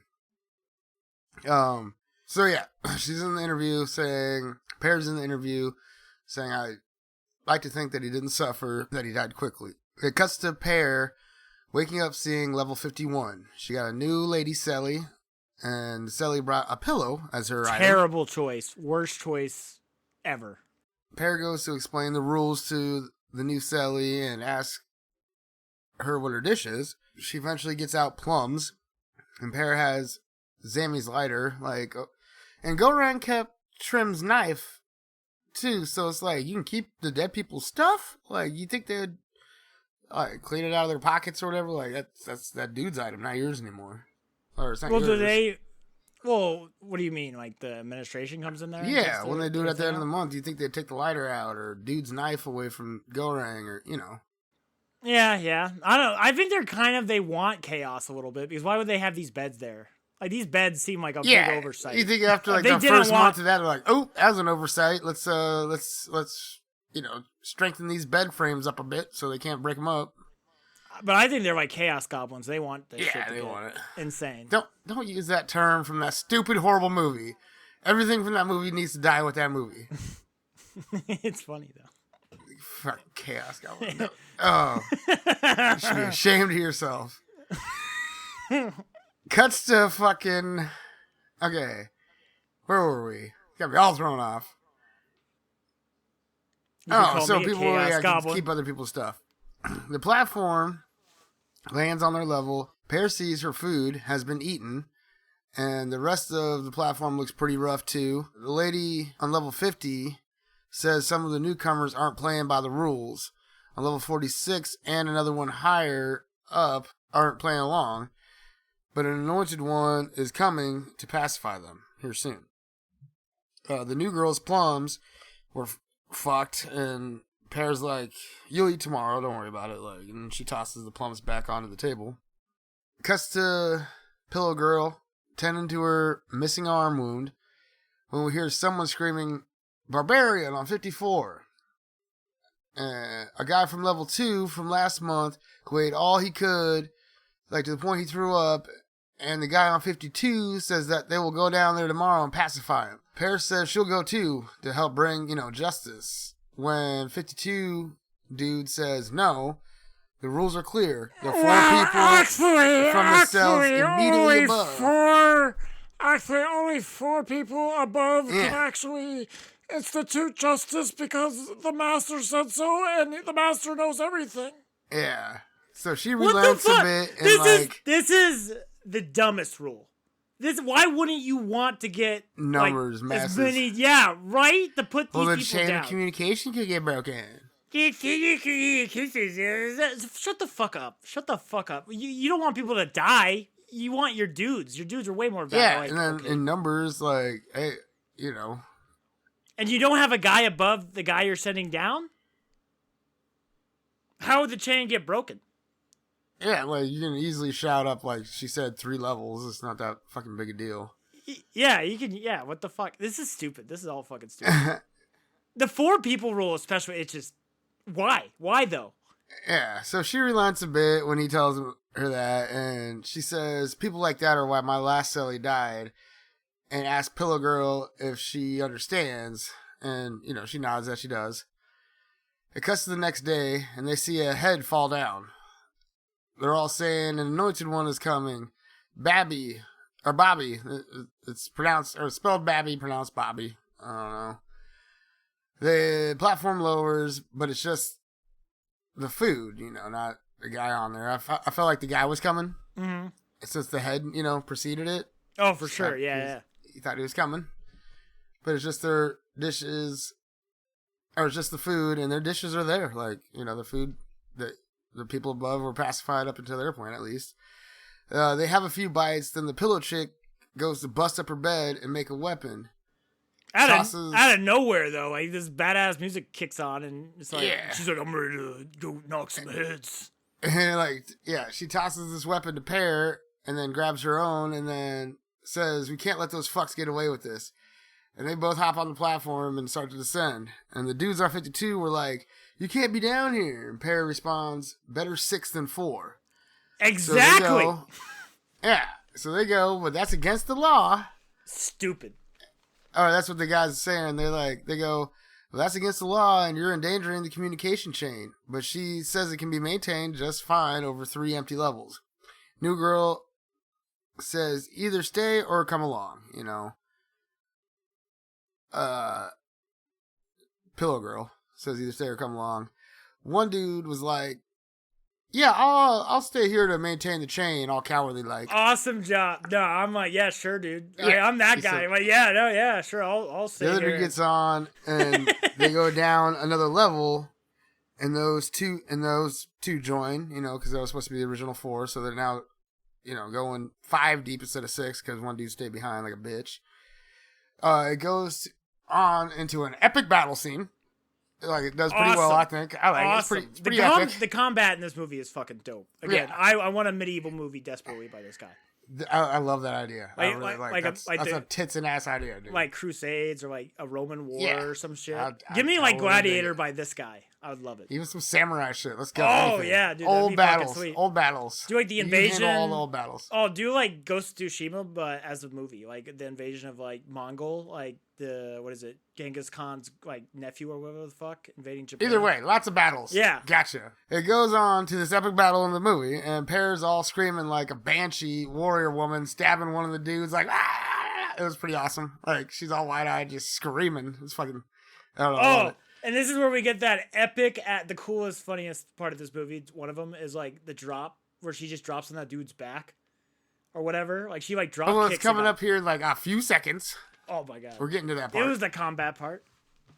Yeah, but it's like down in the combat. I have a little bit also, dude, that dude's back would feel so bad.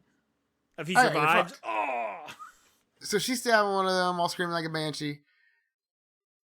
And the dudes are taken out by the most savage of all prisoners. Like, this guy's a fucking psycho madman. And he's going ham as fuck. But does the whole thing after he knocks out the dudes to like the 3 women left. He's like, oh, hey, chill, ladies. My bad. I won't go ape shit again. I'm cool. Everything's cool. And then he like proceeds to go ape shit again. And they like wrestle and onto the platform and ride it down one more floor. Pear gets the drop on the beast man, like falling down, you know. I think that's when she falls down on him. This is what you're talking about. Awesome. Funny as fuck. I love the visual. And like, just like fucks him up bad. And they're like, you know, then he gets up though still and he fucking, they're like, I don't know, fighting around and she goes and whacks the shit out of him with the pole. And she could have killed him right there, but he's like begging for mercy, like, hey, my bad, I was just trying to survive. I had to do what I had to do, man. All this shit. And she was just like, gonna kill him. And he's like, no, just chill. Why? Hey, no, like, I just, you know, I just had to survive. You do the same thing. And I guess he like lets him roll off onto the platform as it descends and lets him ride down. Pillow Girl's like, no, why? What the fuck? Yeah, no. And Pear says he won't get far. Like, this whole thing, you know, like those other dudes dying and all that shit was all for you to get this guy and you just let him go. No, you always kill the bad guy. You never let the bad guy go. He will come back. You never let him go. He will come back and fuck you over. You ever seen Saving Private Ryan? They let that one German guy out and he fucked that shit's true. Yeah. Call of Duty Ghosts, same thing happens. They caught the guy and they let him go, or he escapes and then he fucks you guys over again. So it just, you kill the bad guy. You always you shoot Bin Laden when you have the chance. Yeah. So there's no SEAL Team 6 did not take him hostage. They took that bitch out. There was no. Yeah, there's no like big long speech like, oh, killing him. No, you just go blap blap, done. Get the fuck out. Grab the body. Get the fuck out. Grab some hard drives.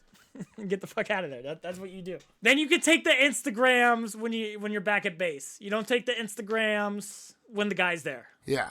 So it ends out that scene with them like just laying there all exhausted watching dude descend. And it cuts to the night red and the guy on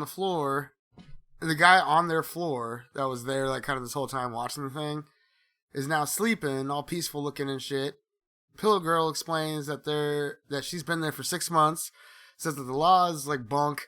It protects only your meal that you come with, and she's like just saying it's bullshit. She's played by the rules and respected the law. Partook in pacifications, but one time there came along a young man that was like starving and like emaciated and sickly and shit, and they fed him with food from a dead person. A few days later, an anointed one came down, dagging Bobby. the strictest anointed one there is, and he punished her and her celly.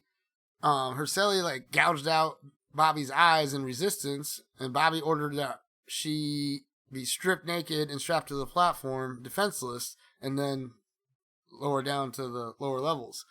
Like, goddamn, that's a pretty harsh penalty, but I'm like, she did scratch his eyes out, you know. But still. At some point during this whole monologue, she says, "No way we'll be safe in the pit." Yeah, no shit. Like, she says that, like, no one will be safe in the pit. And it's like, yeah, no shit. Like, this is a hellscape prison. Literally, like, the 7 layers of hell, quite literally. You know, from the first 33 layers. 330, yeah. But you know what I mean. You get what I'm saying. It's fucking stupid. Stop. Get down. Go away. Nobody will be fucking around for a minute. Nobody will be safe in the Supermax prison where everybody has weapons. And she was forced to watch her celly be eaten a few levels, you know, once you got descended a few levels down. And she gets her arm cut off at some point. I think I might have missed typing that in. Not like previously, yeah. But not. Well, yeah, but I'm just saying in the scene, like a flashback. So she. Oh, yeah. Maybe. Her celly got fucking, you know, stripped down and sent to lower levels naked, and then she was forced to watch, and then also lost an arm in there somewhere. But Parago's, not all the anointed ones are the same. You know, one came down last month that stopped a blockage above us, and it saved a lot of people. Pillow Girl was like, how do you think they managed to do that? You know, basically hinting at, like, with brutality and, you know, crazy shit. Para's like, we just gotta, like, hang in there, do good until we can get out of here. And Pillow Girl's like, haven't you noticed? Nobody gets out of here.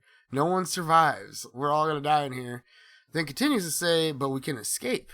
How, though? Also, doesn't that make no sense with that previous sentence? Yeah. There's no way. Like, you don't get out, you know, when your time's out, because you're just not gonna make it to your time. It just sounds weird, though, because it's like, oh, we can't get out. Also, but we're going to escape.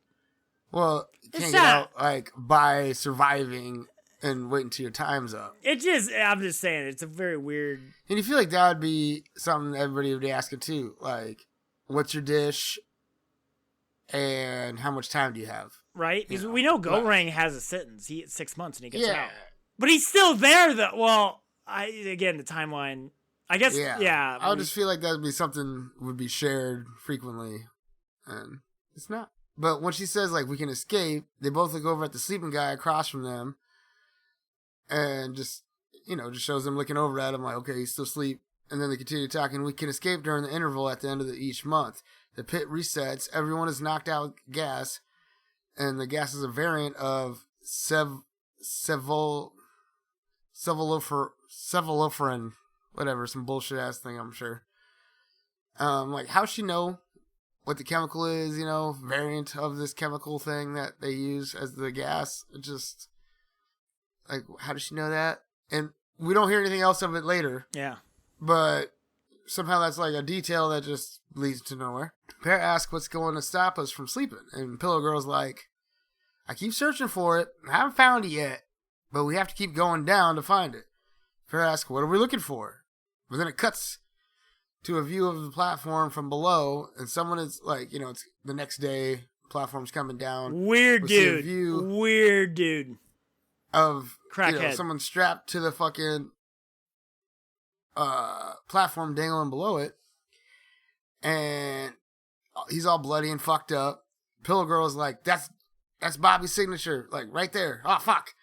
And we have to go down today. Like, not sure if they're gonna find what they're looking for, but she knows what's gonna happen if Bobby gets there, because like they broke the rules. So when the platform is descending and people are like violating that dude strapped to the platform, one of the dudes who spits on the guy looks a hell of a lot like the angry Hobbit in Lord of the Rings that like glares at Gandalf when he comes in. No way it's that guy. No way it's that dude. It looks just like him though. Like, I'm sure. Try to find out, like, you know, platform guy number 27 or whatever the fuck it was. Like, yeah. If I can get the whole credits list, I can just put it in a that dude Word has document to be and just like search for that actor's old. name. That dude has to be like a century old though.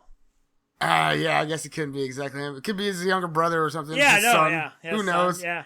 It just threw me off. It took me right out of the movie because I was like, every that's time, like that guy that glared at Gandalf. Every time I see Bilbo and Alien, it fucks me up. Bilbo Baggins. Alien. Like the old Bilbo. Oh, yeah, because he's the android. And every time I sit there and I'm like, that's not him. And then by the end of it, I'm like, fuck, that is him. God damn it. Dude, I haven't even put that together yet. It's wild. It's wild. Yeah. In the last 15 years. But it's so good. Okay. So good. But like, yeah, Ian McKellen, or not Ian McKellen, I forget, Ian Holm or whatever the fuck his name is in it. And it trips me out. I don't remember his name. But yeah, no. Now that you good say actor. It's going to trip me out. But yeah, so he just looks like that dude. But that guy's ascending. The platform ends up landing on their level. Blind Bobby is there with his men on the platform. He's heard about them. He says, like, he's heard about them and their participation in the pacification when they didn't need to concern themselves with it. And as a reward, they can drink whatever they like and eat.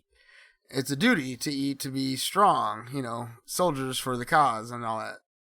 But they get a couple of bites in, and they're taken captive.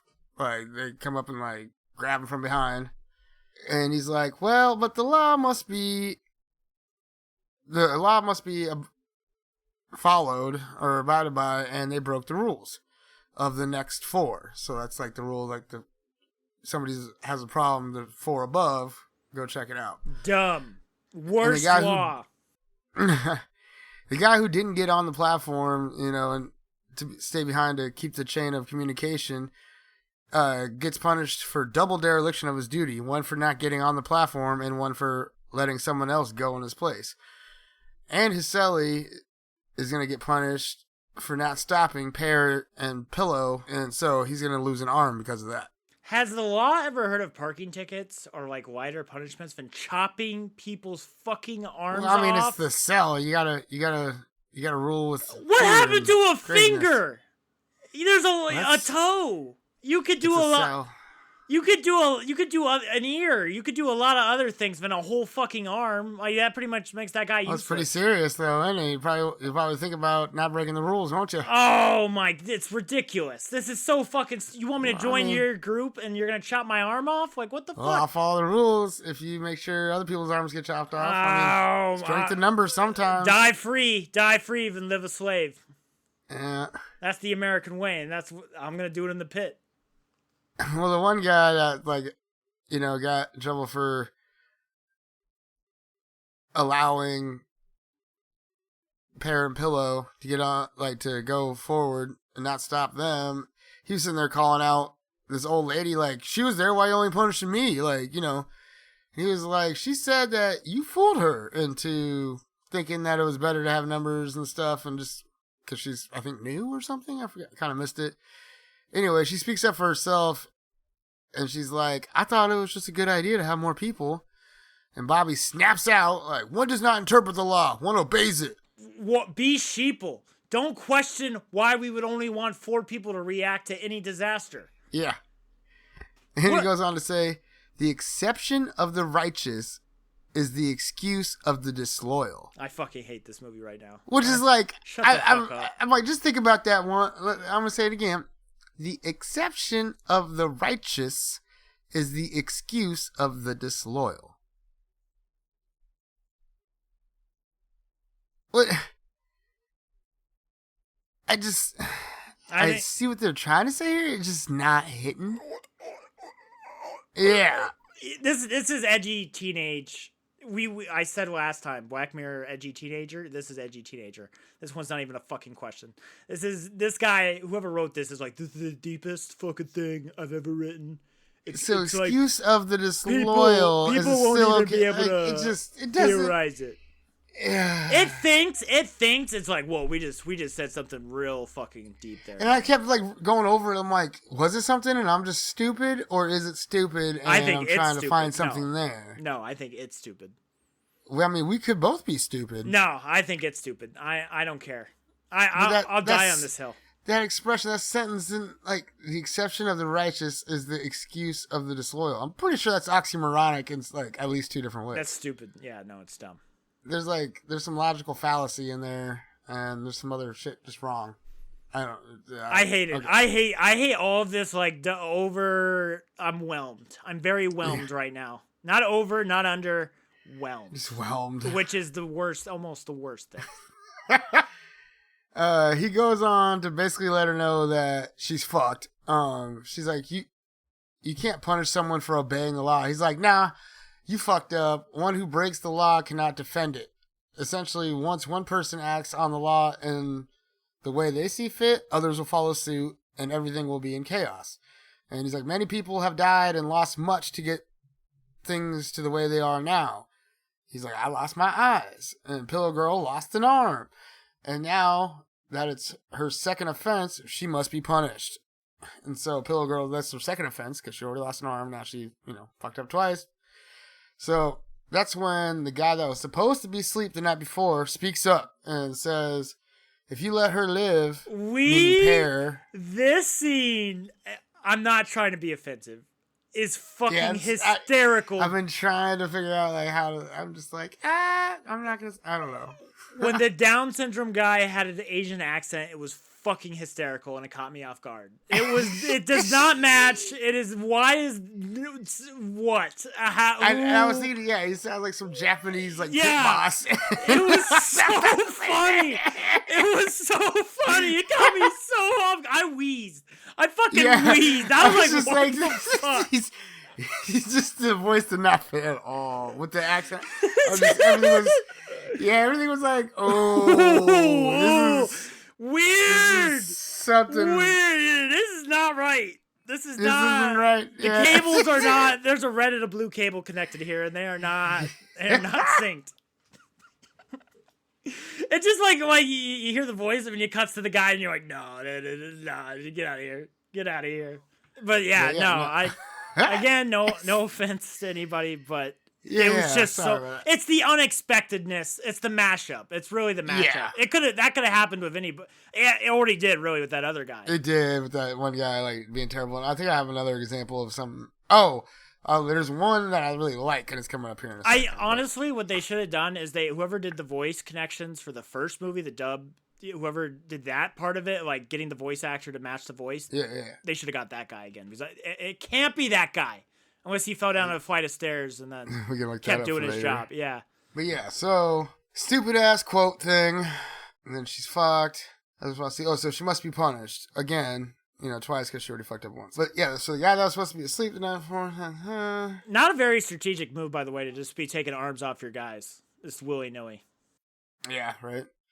So, they're going to kind of need that for fighting and stuff. But anyway, we're not thinking logically here. We're in the pit. We're in the pit.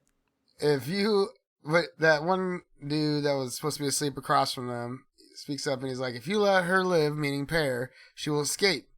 And Bobby's like, the fuck you talking about? And the guy goes like, I heard them last night when they thought I was sleeping, but it's like, I learned not to go to sleep because that's when you learn stuff.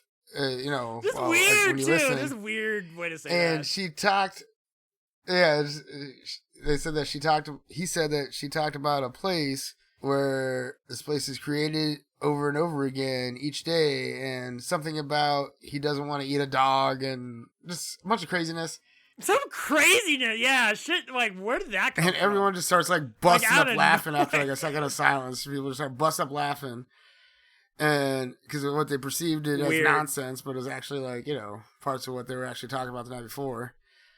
But anyway, after a good laugh, they proceed to strip Pillow Girl, naked, strap her down to the they start stripping her down. They strap down Pear to have her arm cut off as the platform descends. So this whole thing lasted a day.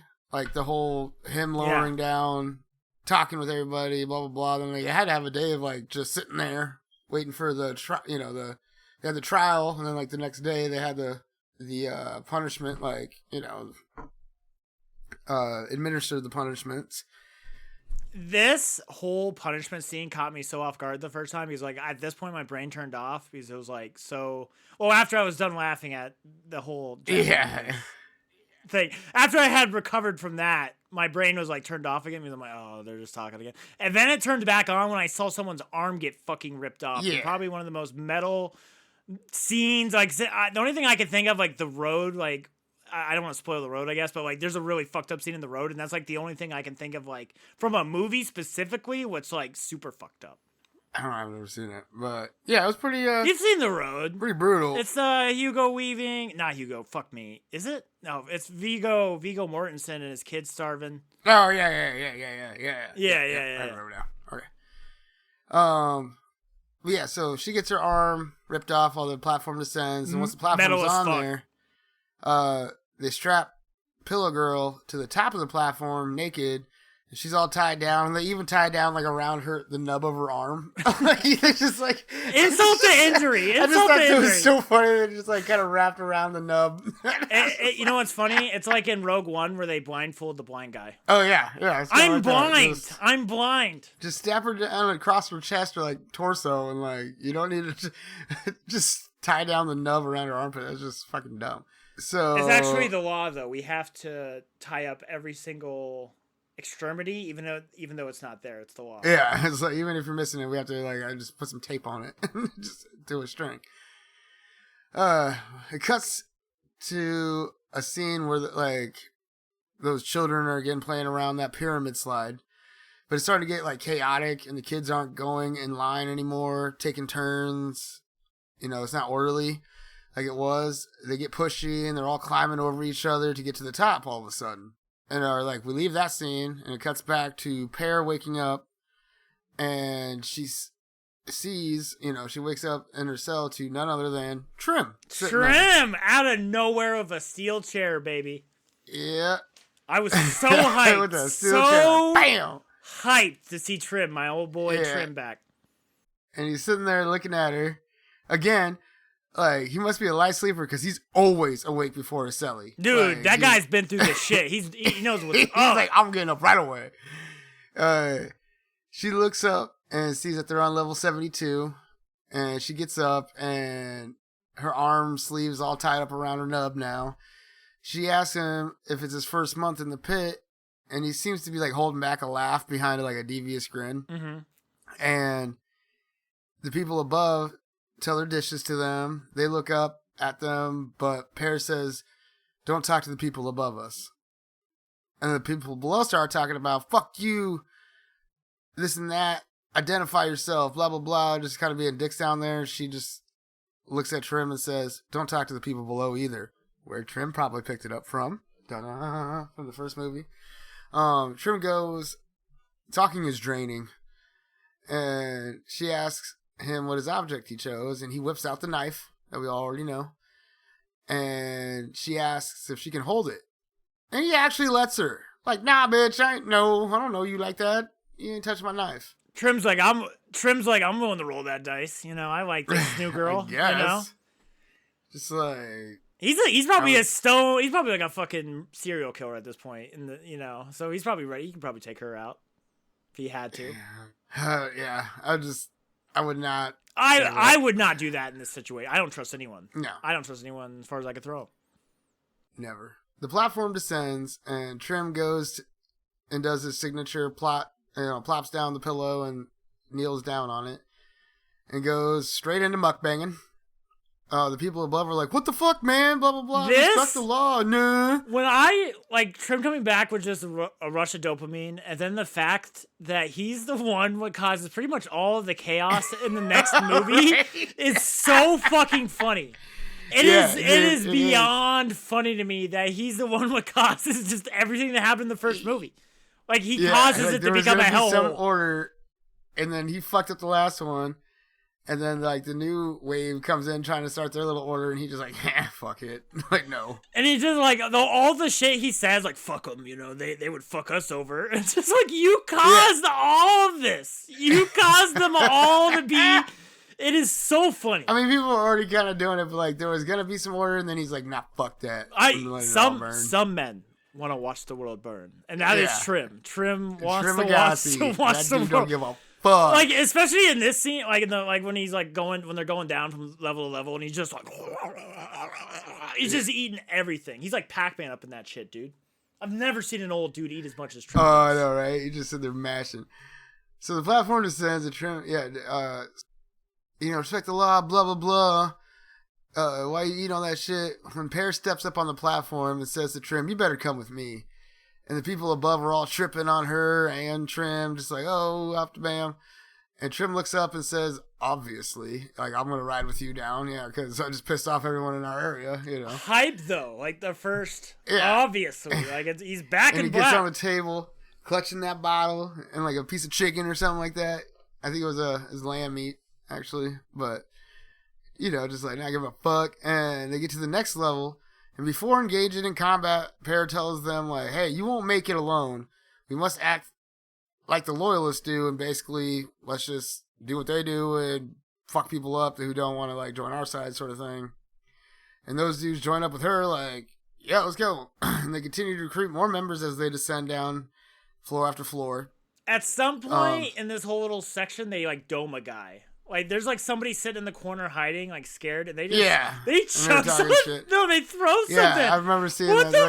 They toss some bucket or something like that. Yeah, like, damn! Like, what did they do? They're just hiding. They just want to live. Well, like, the voices were saying, like, oh, you fucking barbarians, you fucking barbarians, as he was holding his head, so they chucked that thing at him. It's so funny. And... So, yeah, they're recruiting members as they descend to fight against the loyalists. And the voice of the black dude, though, in the glasses, was about as good as it gets for the voiceover. Oh, yeah. Also, those glasses are fucking awesome, and I want to get them. Yeah. Really bad. No, his whole style, I was like, yeah. He was fucking cool, yeah.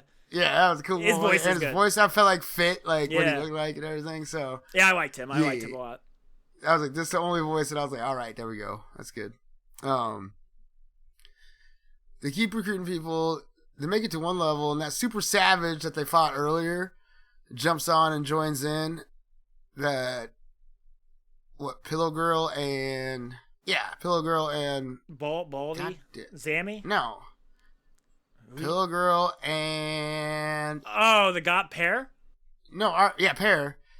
They fought... That's the ones that they got in trouble about stopping and all that shit. Yeah. He jumps on, and so that's like, you know... high tension kind of thing. They go past that dude with the rope. What was his name? Rope guy. Baharat. Oh, Baharat. I'm impressed you remember that. I'm like, rope guy. Oh, I just saw it before we got on. Like, I was listening to the podcast when I ran to the store real quick, and so I just heard it fresh, so I cheated a little bit. They go past the dude with the Baharat, and that was kind of fun. I think it was level 93 when they see the platform like stop filled with all kinds of like barbarians to fight against the loyalists. One dude was actually kind of legit dressed like a barbarian. When Pear's like, this is where I'm getting off. Do you think that guy's one thing was the barbarian suit? Like, he's just like, I like fur a lot, so can I bring him a fur coat? Like, it's not what he just wore. It's like, I want this outfit, so... I like to think that other guy brought in the sunglasses and stuff. Like, he's not wearing the typical little uniform. Yeah, he's not wearing the jumpsuit thing. He's just like, I just want my outfit. I want to look fly as fuck. Yeah. If I'm going to go out, I'm going to go out in style. That is something I, didn't even think about. Like, how come...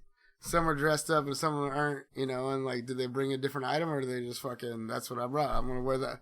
My item is what I'm wearing. It is, clothes would be really, you don't want to be uncomfortable. What if you're like allergic to, that'd be so lame. Itchy the whole fucking month. Maybe that's why, fucking Zombie was always had a shirt off. He's like Randy. Just like, the shirts make me itch. So, yeah, so I think it's level 93 where they stop and everybody's all legit barbarian. When Pear's like, this is where I'm getting off here.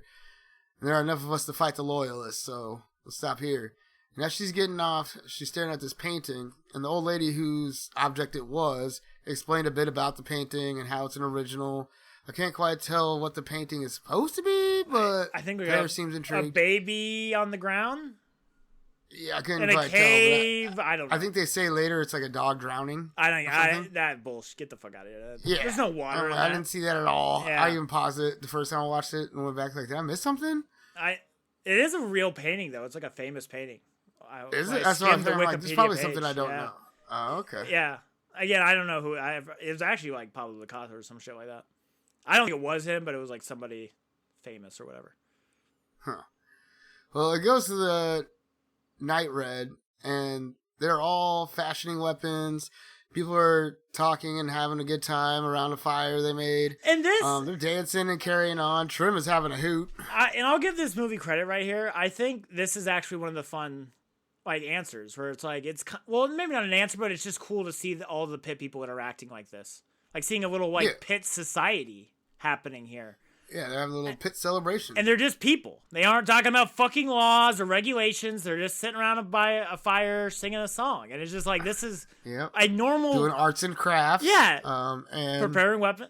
Normal human being shit. Acting like normal, living, breathing humans. This is like, if this movie would have just done more of this, we would be fine. Like, I think of like Planet of the Apes. Like dystopian future. But like everything in that movie acts like how you would think.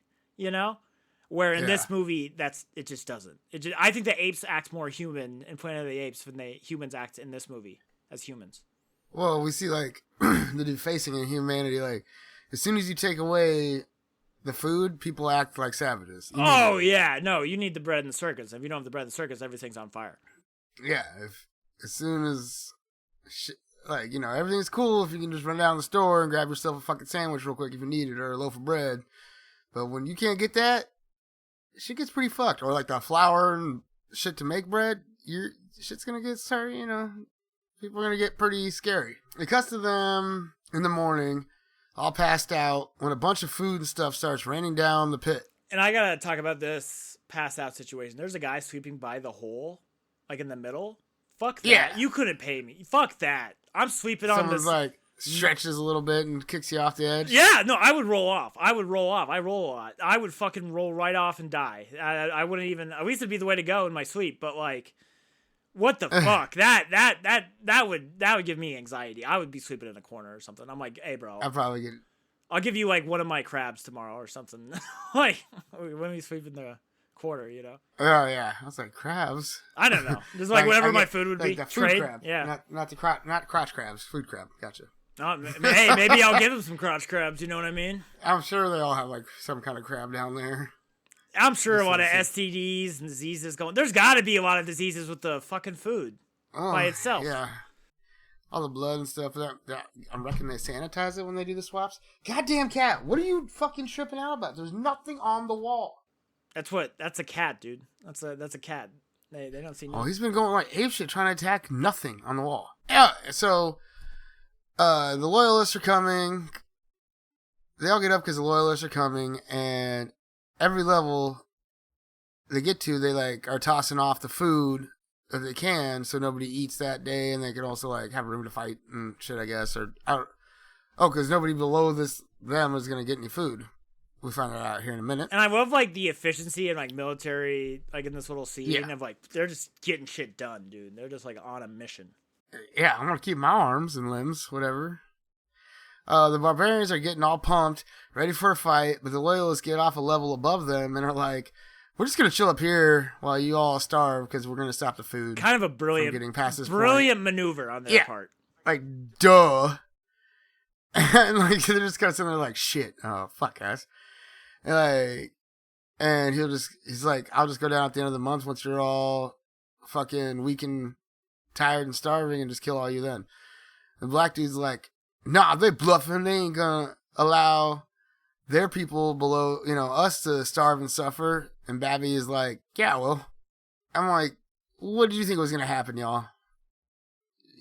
You thought you had a great plan there, and then they stopped the food. It's like, yeah, you fucked up. So they're all tripping and, shouting amongst themselves when Trim comes up with a very sinister grin like, hey, yo, I got an idea. Let's go down and eat all of his people. And wait, people were part of the loyalists. I gotta read this Lork Farquaad quote for that guy. Some of you may die, but is it a sacrifice I am willing to make? Yeah. Fucked up. That's basically what he's saying. Like, fuck you guys. Anybody below, they'll, But yeah, Trim was like, we'll just go down and eat his people. And everyone's like, fuck yeah, let's do it. Like, they pick him up and they're all cheering on his shoulders. Like, we're all like, just brilliant idea. It is kind of ingeniously brilliant to, like, throw that back at him. We're like, fine, we'll just eat your people. It solves the problem. It is genius. It is, I was like, yep, that's pretty good. Yeah, that's the only option you got left. I do love how, like, I wish they would have, like, cut to those guys and they were scarred. Like, because they're so against eating people with their whole laws and stuff. Like, if they were just like, oh my god, and these fucking barbarians are just gonna... Oh, please don't do that. Oh, no. No. That was great. It was like Trim had a Rudy moment for like recommending they eat people though, which is really funny. Like you know when they put Rudy up on their shoulders or whatever, they're like when he gets honestly, like, I was thinking the same thing. Yeah, Rudy. yeah! I honestly had that same vision in my head when I was watching it. Like they're just That's like, funny. yeah, good job, Trim. Yeah, we're gonna go eat people. Like, we're gonna go eat their kneecaps. Yeah, that is hilarious that you said that because I was thinking the exact same fucking thing. Now I just gotta like cut Trim's head out and gotta put it on Rudy's head. Now that gets to be a short. You know what I mean? So let's see. It cuts to Pear back in her interview, and she was explaining that she was an artist and she was at her fourth exhibition, and she was a sculptor, made art pieces about animal brutality. She had a dog, and a dog sculpture that was strapped up with blades, and she was warned by the event people that it was dangerous. Her boyfriend had come and had like a bad child that wouldn't sit still, and since she didn't have the safety perimeter up and the badass little child was running around acting a fool, it fell into the statue and died. And the judge saw it as an accident or a bad child getting what he deserved, and insurance paid out. And to the guy who lost their kid, and her art sold for millions of dollars, especially the dog. So now we have her story, backstory, but it's just like, I mean, you feel real bad about that? The kid was being a fucking shithead. It's like the dad's fault, or like, yeah, I don't know. The parent. I feel like it's way those, more like, of little the things parents. of, like, the kid. It's like when the kid fell in with Harambe. It's the mom's fault. It's not Harambe's fault. It's not the fucking zoo's fault. It's not the statue's fault. Yeah. Or the statue had blades on it, but it should have been adults acting adults, It's like when like parents get mad. Like I think about this a lot with Twitch. I have an 18+ stream, but there's probably a lot of people get it under the. It's not my fucking job. I used to watch Robot Chicken when I was like 12. That shit fucked me up. I'm just the next generation's Robot Chicken. And I'm fine. Yeah. You know what I mean? Like, kids are always going to do stupid shit. It's the parents' job to monitor that shit. Watch your fucking kids, all right? You don't see me going around having a bunch of kids because I don't want to fucking watch them. I don't want that responsibility. I don't want to be Spider-Man. You know what I mean? I want to just fucking jerk off and play video games and make a podcast. That's what I want to do with my life. And this stupid bitch, it's like turned down millions of dollars and everything was cool because she felt like guilty. She needed more time? Like, you could have lived a life of luxury outside of this fucking hell. Yeah, you could have paid for all kinds of therapists, like therapy. Get that good drugs. Vacations to like a cool resort thing where you can smoke some peyote and like figure out yourself. Go on a spiritual trip. Go talk to the space elf. Go to a fucking pit.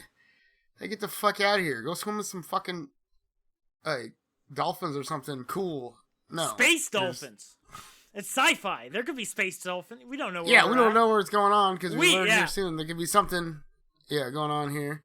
So after she tells her story and we get that shit, it goes to the next day. And the platform descends and there's like a fort of mattresses around the Loyalists. And everyone's looking at it like, huh? What the hell? Like, what's going on? I'm like, you don't know there are about to be a dozen motherfuckers popping out of that thing. And they do. Like, right? You should just assume. You should always just assume. Yeah. And then cue the extreme blood and mayhem. Awesome. Again, this is where my idea for like, I wish this was like, I want a Crusades movie from this guy or like medieval, just fucking epic. It does good. Yeah, I would love to see this guy tackle something like that. And Trim is in there. He's getting some kills with his knife. Pear's in there getting down. I saw her, He stabbed his girlfriend, though. Trim stabbed his girlfriend. Yeah, then Super Beast is out there, beasting, just taking out all kinds of dudes. Trim accidentally stabs that lady he was kind of hitting on with, and like she was rubbing up on him, and he was dancing with her the night before. Accidentally stabs her. Sang her a love song. So he decides to like hide her to the bed after that. Kind of broke him. And the Beast dude gets like critically hit at some point. And, like, decides to go after Pear for some reason. Like, still must, feeling a little butthurt about the fight they had before.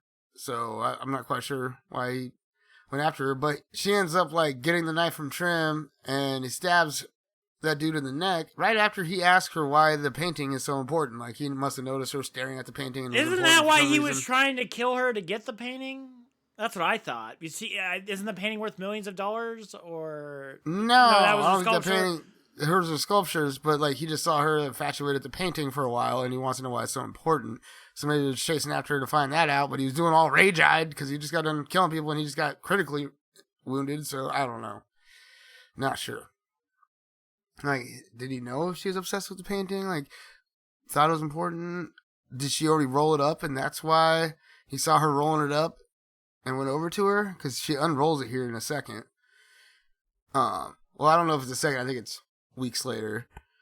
So anyway, so he asked her why is the painting so important.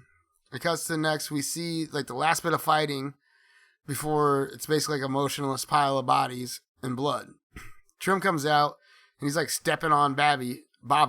God damn it, I say it every time. He's stepping on Bobby.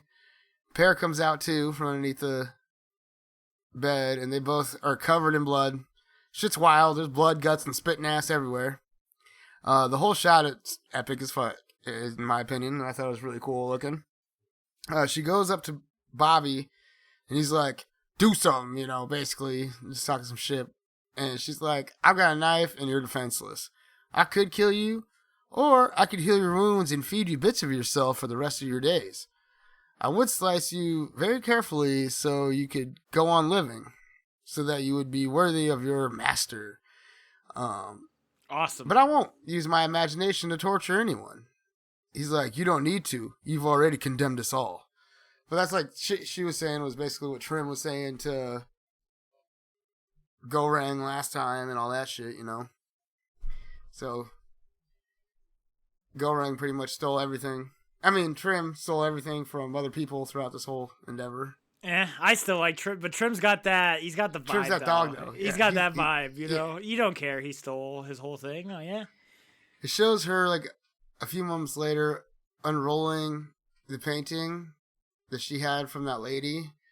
And it cuts to, like, night red. And after she's kicking off the last of the bodies down the pit, which I'm thinking, like, this didn't happen just, like, the fight didn't happen earlier that morning. And this is that following night. I feel like it's a few days later because, obviously, it's been a month since the last exchange, and they went down, I think, day 2 of the last exchange, or day 1. So it had been 30 days of them hanging out down in the pit until that last fight. Oh, it could have been that night, too. It could have been that night. It's probably that night.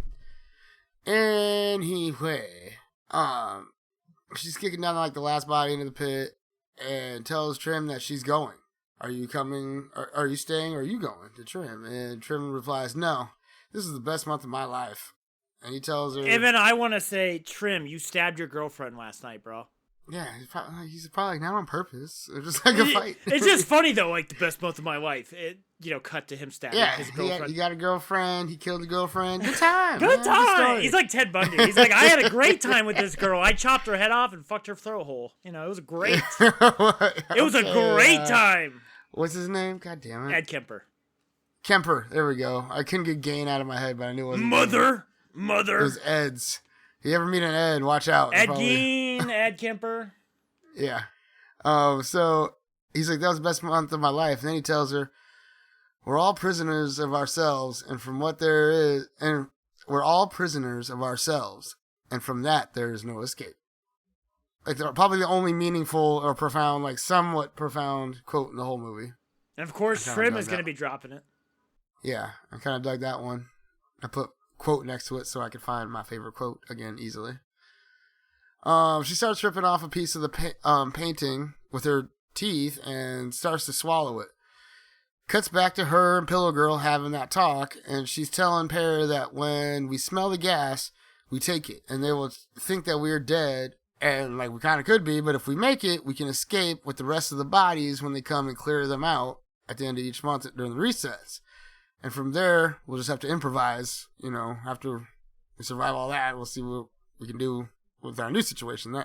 And then we see Pear vomiting and convulsing and then passing out before it all kind of cuts to black. The next scene, we see like all those kids that were playing and piling over each other are like even more now, like fighting and scratching and like trying to get to the top. And one kid makes it and is all like cheering, like with his arms up in the air, like, yeah, you know, I'm at the top, number 1. And then a man and woman enter the room, and all the kids stop, and they're looking at like these people coming in. And I think it's supposed to be that platform rider lady, Miharu or whatever it was, Miharu.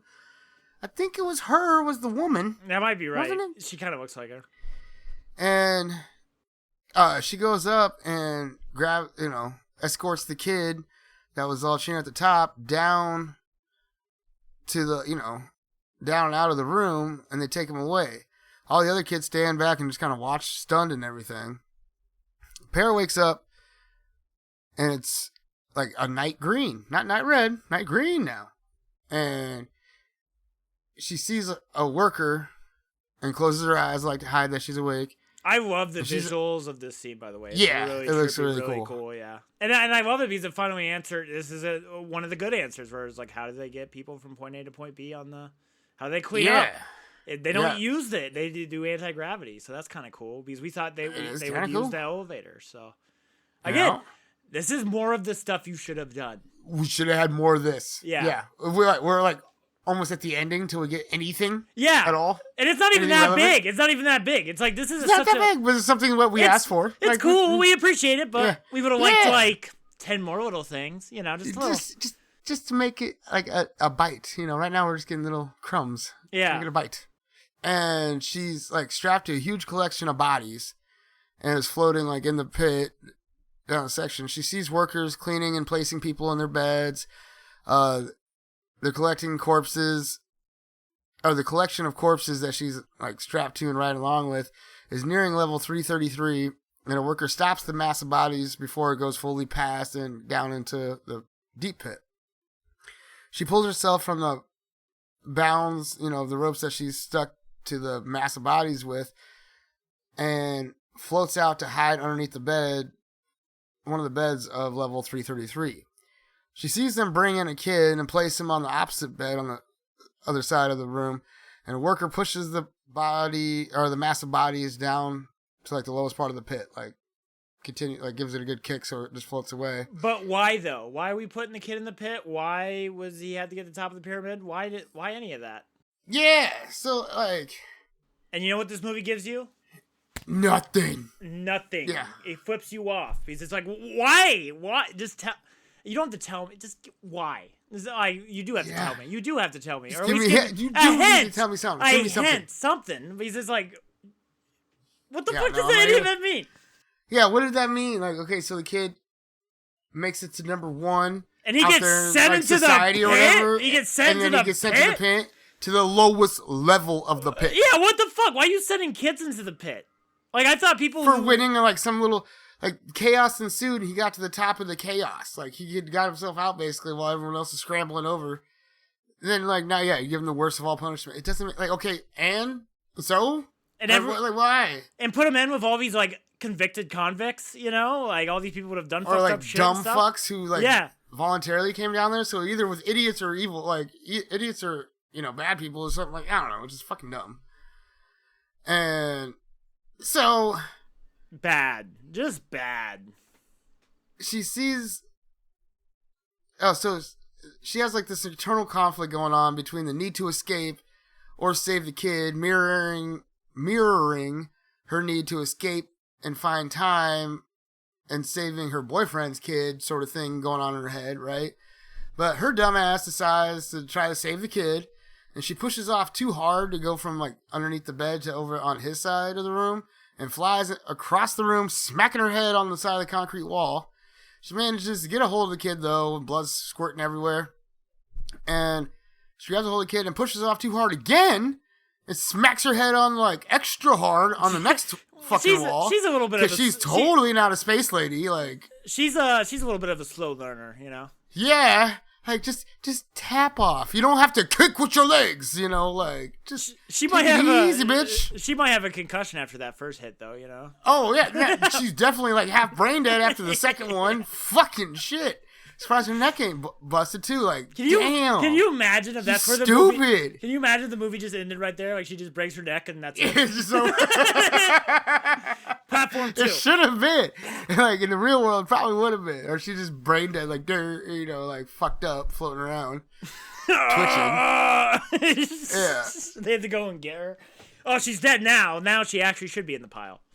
But so she's all unconscious, and she dreams some strange dream about some guy eating the platform, and tosses her the knife with a bunch of like burnt up people and other fucked up people around. I don't know. It's weird. I don't know what that had any significance or what that was about. I have no idea. I honestly, I don't know. Like, there's a certain point, like when the kid scene starts, everything past that point is just like mush. Might as well be mush. Yeah, because it doesn't mean anything, and it's weird. And it's hard for me to write it up into anything coherent, really, because I'm just gonna sum up what I saw visually and try to figure it out. Like, there's just. So it turns into like a music video in the last like 4 minutes. I don't know why anything is happening. Like sitcom, yeah. And she dreams that weird dream, but then wakes up and is on the platform with the child and is descending into like the deep dark, like over pit that was past 333. The platform lands at the bottom, and fucked up, emaciated zombie-like people come up and are snarling and sniffing her. Some woman whispers, "Only they can go up," referring to the child. And Pear says she won't abandon him. Like, okay, I don't know if it really built up enough that you have this. Yeah, you've known this kid for like 3 seconds. Yeah. I have ball hairs I've known longer than you've known this kid. Yeah. He will have another chance, like the Whisperer lady and said. He will have another chance. Who is this mystic woman who's like, what the? It's just so weird. But this is where your journey ends. Who the fuck are you? And why? What? We see like Pillow Girl and Zombie in the crowd. Like, so are they dead people talking? Are these people even there? Oh, exactly. The people help her off the platform. So like they were all savage zombie like eating beast down there, but now they're all chill. Like, here, let me help you off this platform. We like her for some reason, for no reason. Yeah. Before it shoots up with the kid, or maybe she's like one of the chosen ones. They're like, oh, you rescued and saved a kid, and it's gonna send it back up to the top. What did that accomplish last time? And unless that platform slows way the fuck down before it stops at the top, that kid's just gonna shoot off and splat up against the ceiling anyway. Can you imagine? Just saying. The blooper scene, it's just like watching that kid just get flung. It just goes up 1,000 miles an hour until it hits like level 0 and just immediately stops because it's fucking anti-grav. Who cares? You know what the robot? But, like, the kid just splats off to the top. The robot chicken skit would somehow be the kid gets flung onto the roof, but then like the platform moves out of the way, and then the kid just falls all the way back down. Oh, way back down. And then it's like, oh, that was the message. And then it's just like the dead kid, and it's like splatted. Or people were just like, what was that? Was that something? Like, the whole thing for the message goes unseen. So, we see Pillow Girl and Zammy in the crowd, and the people, like, help her off the platform before it shoots up with the kid on it, and they walk off into the darkness. The credits start to roll at what? Go ahead. Yeah, the movie just ends, and it's like, what the fuck? Yeah, it didn't quite end. Well, yeah, I know, there's that kind of thing. I know. Ends. I said the credits start to roll. I know the fucking MCU scene they added at the fucking end of this. But, like, I'm just... start to roll. Yeah, I'm just saying the initial ending is like, what the fuck? What is... I don't... That was it? Yeah, I know. I didn't bust a nut. I got blue balled. That's what happened here. This whole thing is blue balls. Blue balls, yeah. But we see time after time... Or we see, like... The credits start to roll, and we see it time after time. People had descended with a different like child, so this is like a big cycle that's been happening before. Yeah, what did it accomplish? What was the goal? What were we doing here? Hang on, let's save that for the questions. Let me just finish the last 3 sentences here, because it's just I'm ready to be over with this one. Yeah. Until we see Gorang with the kid he tried to save with Trim, goes into the end of the first movie, and Gorang is like walking off with, like, the Force Trim, like the imaginary Trim voices, you know. Yeah. Fucking, what's the word I'm looking for? Force Ghost? Not the Force Ghost, but yeah, basically we're going to call it Force Ghost because I can't think of the hallucination. There we go.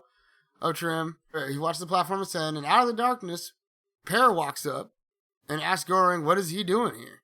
So, is Gorang the boyfriend? Like, I don't... That's what's happening. Now it's the end of the fucking movie. Whew.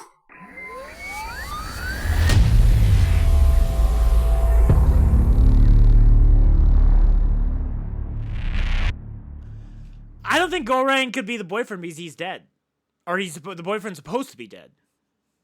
So is he the Messiah? Or, well, he can't be the Messiah. I don't know what the fuck. It's not the boyfriend's dead. The boyfriend's kid's dead, not the boyfriend. Oh shit! So Goreng could be. Yeah. That makes sense that why he went in there. Yeah, it makes more sense that he would go after his wife or his girlfriend or whatever, rather than a degree. But if his girlfriend got millions of dollars from that, like, wouldn't be like, hey, bitch, the least you could do is fucking help me through school to get a degree. Right? That makes Goreng even dumber. Like, he can't even get And then she would have been like, okay, I got him through school and everything, so I feel better about what happened, and I don't have to, like, go in the pit myself. But I'm going in the pit, really, because my boyfriend went down there because he feels miserable about me killing his kid, I guess. But he wasn't in there. She was in there first. Hera went in there first, and then Goreng went after her, right? Because Goreng's in the first movie is the second, well, timeline-wise. But he's already down in the pit, though. No, but that was, like, cutting to the end of the first movie. That happens in the future. That's, like, the end. That's, like, picking up from the end of the first movie. Exactly. Because remember, at the end of the first movie... Yeah. So he goes in after. So she goes in because she feels guilty, so he goes in after her? Yeah, that's what I assume, yeah. Yeah. But it's just, like, it makes that Messiah talk even stupider now in the first movie, because it's like... Yeah. He didn't do this for some righteous cause. He did it because his girlfriend's in here. And it's weird. Yeah. And it's weird that we never really get that. Like the first, maybe they never had that written in the first movie, or didn't know what they were gonna do with that, or because she's not in that movie or reference at all. Like she becomes she's not a thing. It's almost like a retcon almost of like, oh yeah, he had this girlfriend this whole time, you know, what he really cared about, and yada yada yada. Yeah. It doesn't. And then like a little flat. Yeah, and like how does she shouldn't be alive by the time Goreng gets all the way down there, because it's like, how the fuck are they surviving? If people are dying in like level 180 or whatever, you know, starving to death, how are the people below level 333 living? Yeah.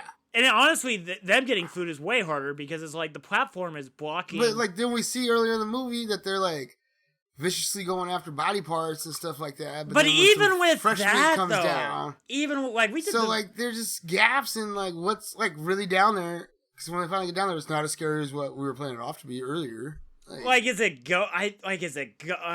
ghosts, zombie? But I think they're real. Because Goreng's still alive at the end of the first movie. It's fucking confusing. It doesn't make sense, and I think it's just bad. The Walking Dead people should not be a thing. The zombie-like motherfuckers at the bottom of this pit don't make any sense at all with the logic of the world. It doesn't. None of it. It's bad. None of it. And the Messiah shit's bad. It's so unfortunate because, again, I think the core concept, the BLT, the meat and potatoes of this movie, of the actual platform, the space they have created is really fun and interesting and awesome, and they just added the way they film it and how like the tone and the darkness of it, great. But the story has just got serious holes. Bad. It just feels like the first draft. It feels like a high schooler wrote this. Like it's like somebody's first. Yeah, they just rushed it out too. Like, but you guys are getting paid so much money. Or like, you know, you have so much experience in this to get this like position to do this, and like, how are you fucking up this bad? Is it? I just don't understand who's sitting there at the end of it. Like these editors who are sitting at the end of it, like, oh yeah, that's good. Roll it. Like send it to print. Like, what the fuck are you doing? Like, I don't know. You only get so many times, especially if like you're a director or something. Like you get like what, 30 movies if you're lucky. Like Quentin Tarantino's only done 10. So like, you only get so many times to put your mark on this world to do something awesome, like make a movie. Yeah, and this is like each movie takes 2 or 3 years of development throughout the whole thing. Yeah, and this is what you're gonna drop. This is one of your albums. This is one of your big. It's kind of disappointing. Very disappointing. Very disappointing. And I'm not the one who made it. So you should feel a little bad about that, bro. And from what I've read, popular consensus on, you know, the internet plus my own is like they agree this is sloppy, it's fucked up, and, you know, why do they go this direction with things when I don't think anybody wanted this. They wanted some answers, and we got none. It didn't have to be this way, obviously. Obviously. All right, well, next segment, that was pretty much what did we think, thoughts and feelings right there. Questions, concerns. So, we already kind of hit, like, were those people alive down there or dead, like spirits? Don't know. What administration? We don't know. Yeah, why no detail about the outside world or administration? Don't know. Did we learn anything about the outside world? No. Does anyone leave the pit? Are the kids freed? Like, what are these... Like, when they send the kid back up, are they freed? We don't know. We don't know. Does anyone actually get, out of the pit if they were there for, like, say, 6 months and they actually make it 6 months? Because some people have made it over 6 months, which is like, goddamn, good for you. Like, Gore, he made it quite a while. Or not Gore, Trim. And so, like, does anyone get out? We don't know. And, it's what's that? I just imagine us right now getting like in a courtroom, and like a lawyer keeps asking us questions, and we're like, we don't know. We plead the fifth. We don't know. We don't know. Yeah. We just have to keep going up. We don't know. Didn't you see? I have no idea. You watched each movie 2 times, didn't you? Yes, we did. Yeah. And we did. We still don't know. Not a clue. I plead the fifth. I do not know. Sorry, I can't. I can't answer that rubbing question. His temples like fuck. Yeah, our defense attorney's like, they're fucked. They're gonna get. It's just like fuck.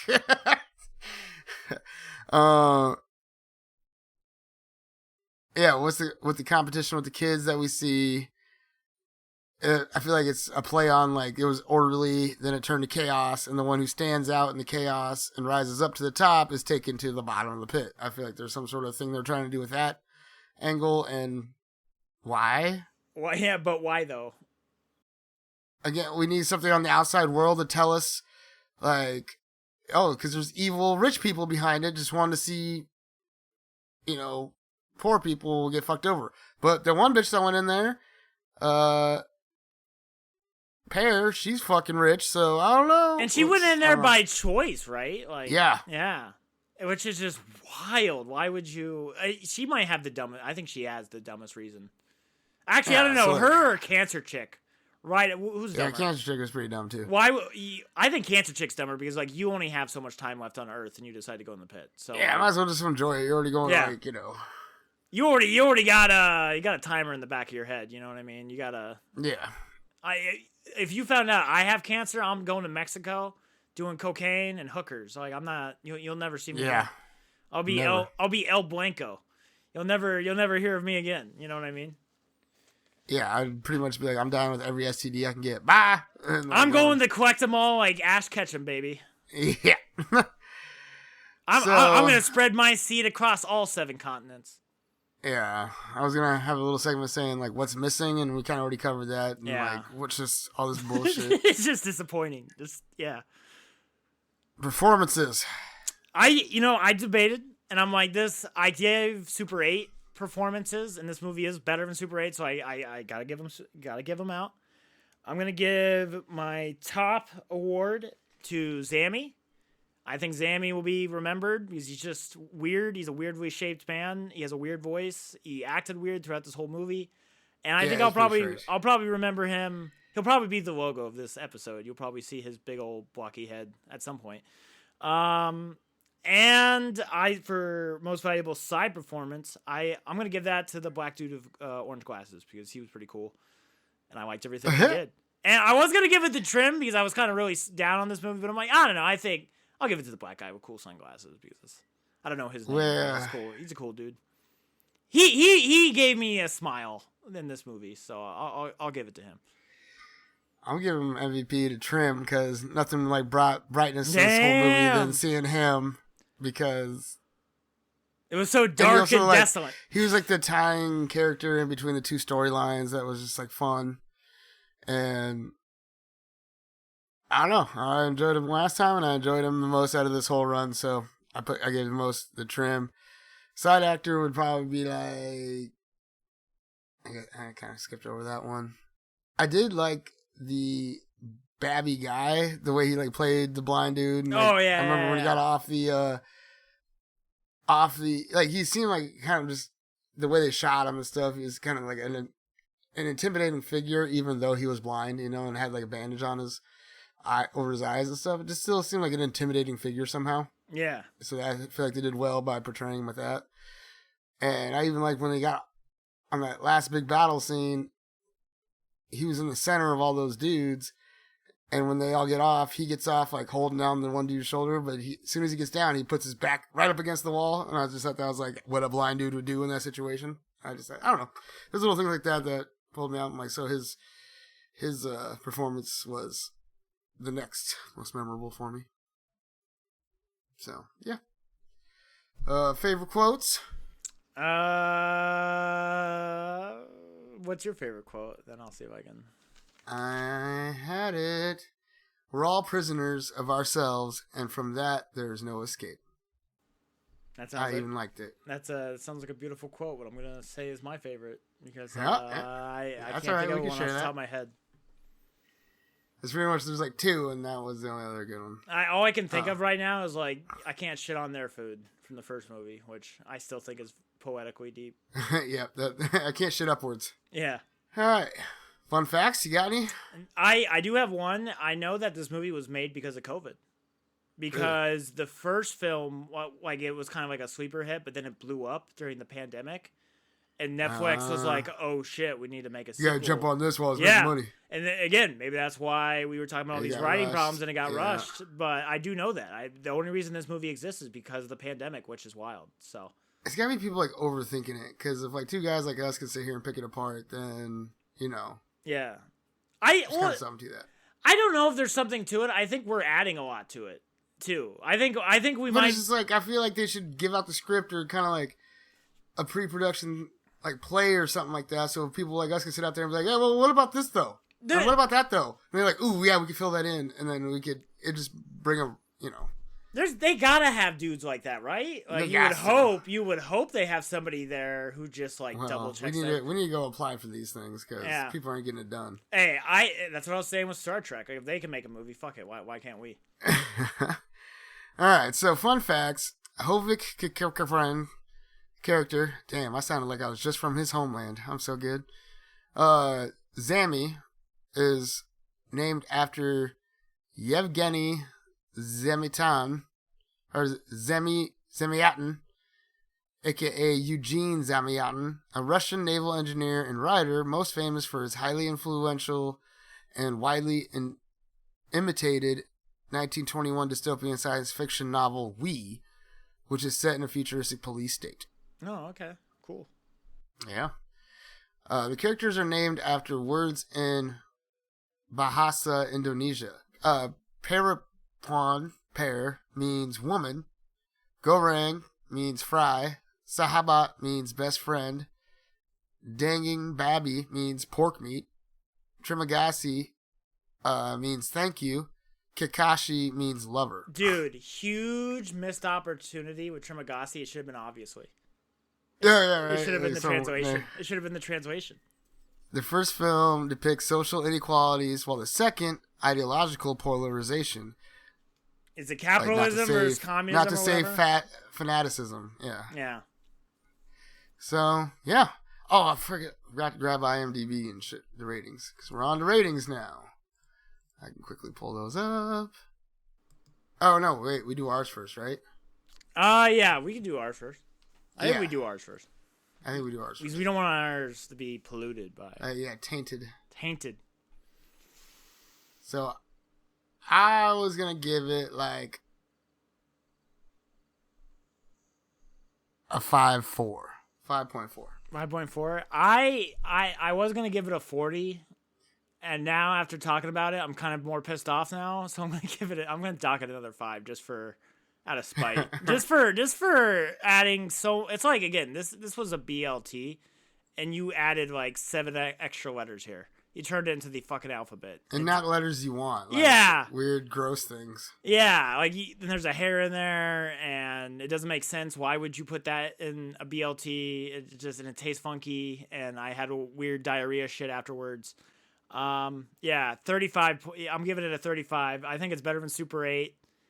I would rather watch this than Super 8, no question, just for the bloody gory stuff, which is cool. But in like in respect of film and like having any coherence and full story going through, it's kind of meh.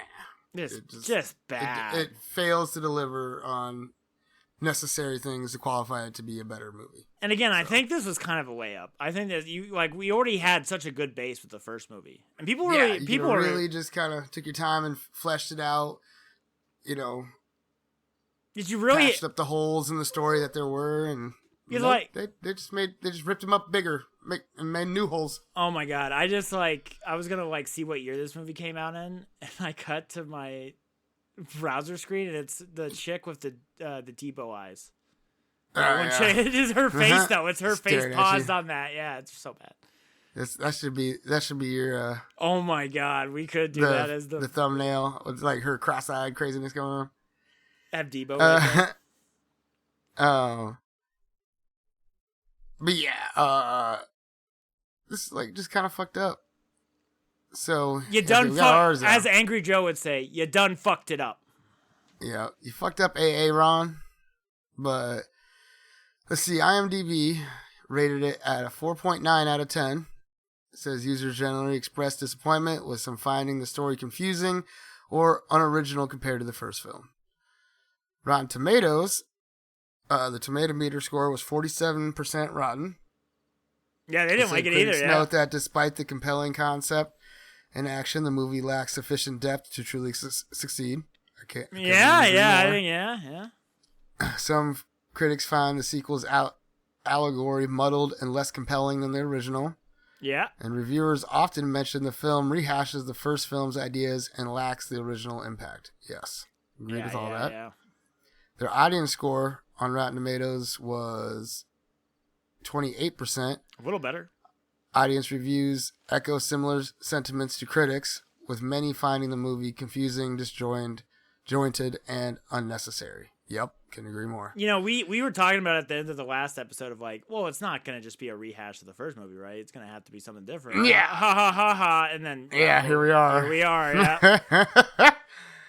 This Metascore. is why don't we do the sequel? You found out now. Yep. It's always worse. It's always worse. I mean, there's a few that is actually gets The better. Dark Knight. Come on. Are Planet of the Apes. Yeah. I don't know. The first movie's pretty good though. It's pretty damn good. They're all three but they're still really pretty damn good, yeah. great. They're great. I think the third one actually might be the best, just because it's like the one with just pure monkeys in it. And it's like, again, I care more about those dudes than the humans. You know what I mean? Yeah, humans, because we suck. Okay, Metacritic. The Metascore is 45 out of 100. Okay, all right, the better. Based on 7 critic reviews, they indicated mixed reactions, with some finding the film's concept engaging but lacking in character development. Yeah. User score is 4.2 out of 10. Mixed or average, based on 66 user ratings. User reviews reflected varied opinions, with some of the, appreciating the exploration of humanity but finding the ending unsuccessful. Yes. While others considered it a significant step down from the original. So, yep. With you on all that shit. So, yeah. What are we going to do for our next movie? Well, there's a lot of options we have. I got Disney Plus for the month, so we could do something there. We could do one of the recommendations from people. What's that? I want to stick it to something like on Netflix or something we both have. Yeah, we got. I'd have to get your your Disney. Yeah, I'll give you my Disney. Well, what do you want to do? You want to do a pick from the crowd or one of our things? Well, what's the people saying? The people want Donnie Darko. They want Forrest Gump. Okay, these are German guy. hard. Forrest Gump, come on, we could do Forrest Gump. Forrest Gump is pretty fucking straightforward. It's hard. I'm Forrest. I just ran. Come on, Jenny. We're giving ourselves 2 weeks now, right? With this new system. Well, yeah. Well, this one is. I was thinking about splitting it up, but next we will. Yeah. Yeah. So it's like 2 episodes. We gotta do stuff like we've done hard stuff. We've done the Truman Show. We've done the Prestige. We can do it. We came out swinging and it left us really tired. Yeah. Left me really tired. But we got 2 weeks, man. Again, I don't. It's about quality. It's not about pumping these out. You know what I mean? I guess the other one, we could do Mulan. I would be totally down. You could do what? Mulan, man. The new Mulan. Remember? Is that on Netflix or anything? It's on Disney Plus, baby. Remember? We couldn't get it because it was only on Disney Plus. New Mulan it is. I don't want to do. Yeah, you're doing the notes and stuff because I have so much to say. I have so much. Okay. For years, I've made like 5 or 6 TikToks, and people are like, "Dude, you just need to like make a YouTube review or something." Like, you have a lot of hate for this movie. So you're doing the notes? Or no, you do it because I got so much to say. I got rage. I got rage to write. I can't I don't like this movie so much, I can't do the notes for it. I can't be like, oh, here's the fun facts about this movie I fucking despise. Like, I can't. I'm going to fucking rip this movie a new asshole, dude. I'm going to make our mother proud from the beyond the grave. My joke has been, I'm glad our mother is dead so she didn't have to see her favorite Disney movie fucked over by Disney nowadays. Well, I remember it a lot. Like, seen it plenty of times growing up. It was one of the few, like, DVDs or VHSs we had way back in the day, so... Oh, I can't. Yeah. I'll even watch the original one. Live action Mulan. Yeah, I can't wait. Yeah, I'll probably watch the original too and watch it. You know, you got to send me over that info for the Disney Plus. But yeah, I'll get you hooked up. We'll get to that. So, all in all, you know, disappointing movie. Yeah. But next week we're gonna see something new, so we'll see what's going on with this. Our third lowest movie by my math. So. Yeah. Damn. Well, it joins the Confederacy of Losers. We have Star Trek, Section 31, Super 8, and now the Platform 2 as the bottom three. Ooh, the Losers gang, they got to hang out together. Oh, loser side of this. We should, I was thinking about making like a Hall of Fame on our blog. Oh, I forgot to mention that. We have a blog now, future website. But have like a wall of fame, but we could have also like... Slap that link in the description. Yeah. Oh, I should. Yeah. And slap all of our links in the descriptions. Yeah. But, so that's fun. We should have like a wall of shame and then the Hall of Fame. We'll get there. Yeah. I trust that you'll have some fun things to show on it. So check out the blog that William has done up. Yeah. Link should be in the description. We got our awards we give out with Will Ferrell and Ice Cube's faces. So very fun. It's fun. And I thought that was great how you chose Ice Cube and Will Ferrell for our faces. Like, yeah, that's what it would be if we were fucking, like, you know, super icons. So it just adds a fun little visual. I think it'll be fun, like, you know, 10 years from now when we have, like, it's kind of like a little document of, like, you know, what awards we gave out. I want to have, like, who won the most, too. Like, if we give, like, 50 to Michael Caine or something in the long run, I think that'd be a lot of fun. I dig it. That's fun. All right, well, I think that's about it. Wrap it up.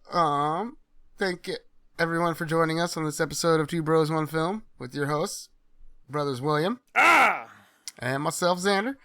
Please check out our links that we're about to drop in the descriptions, social medias. Please, someone review us on Apple Podcasts. We're so desperate. That'd be please, real great. Please, come on, I'm gonna be begging like your boyfriend when you were 16 trying to get some. All right, we need.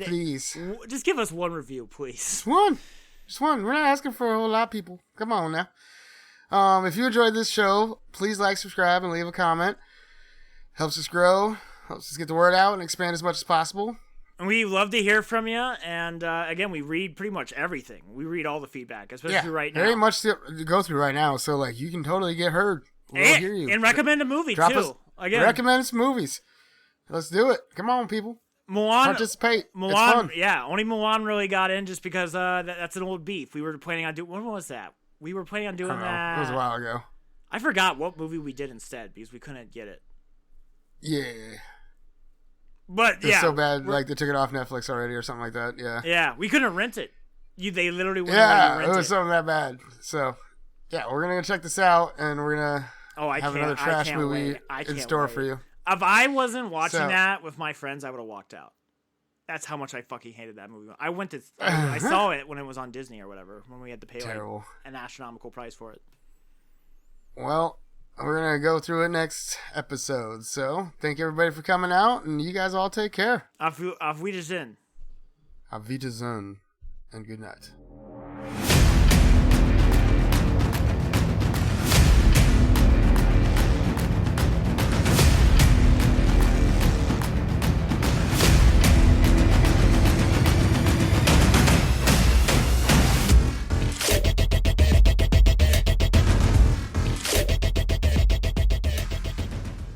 Pretty sure that's oxymoronic in like at least two different ways. It is. Why is what? Who? Anyway, Just and it tastes funky, and I had a weird diarrhea shit afterwards. Two Bros, One Film, the podcast.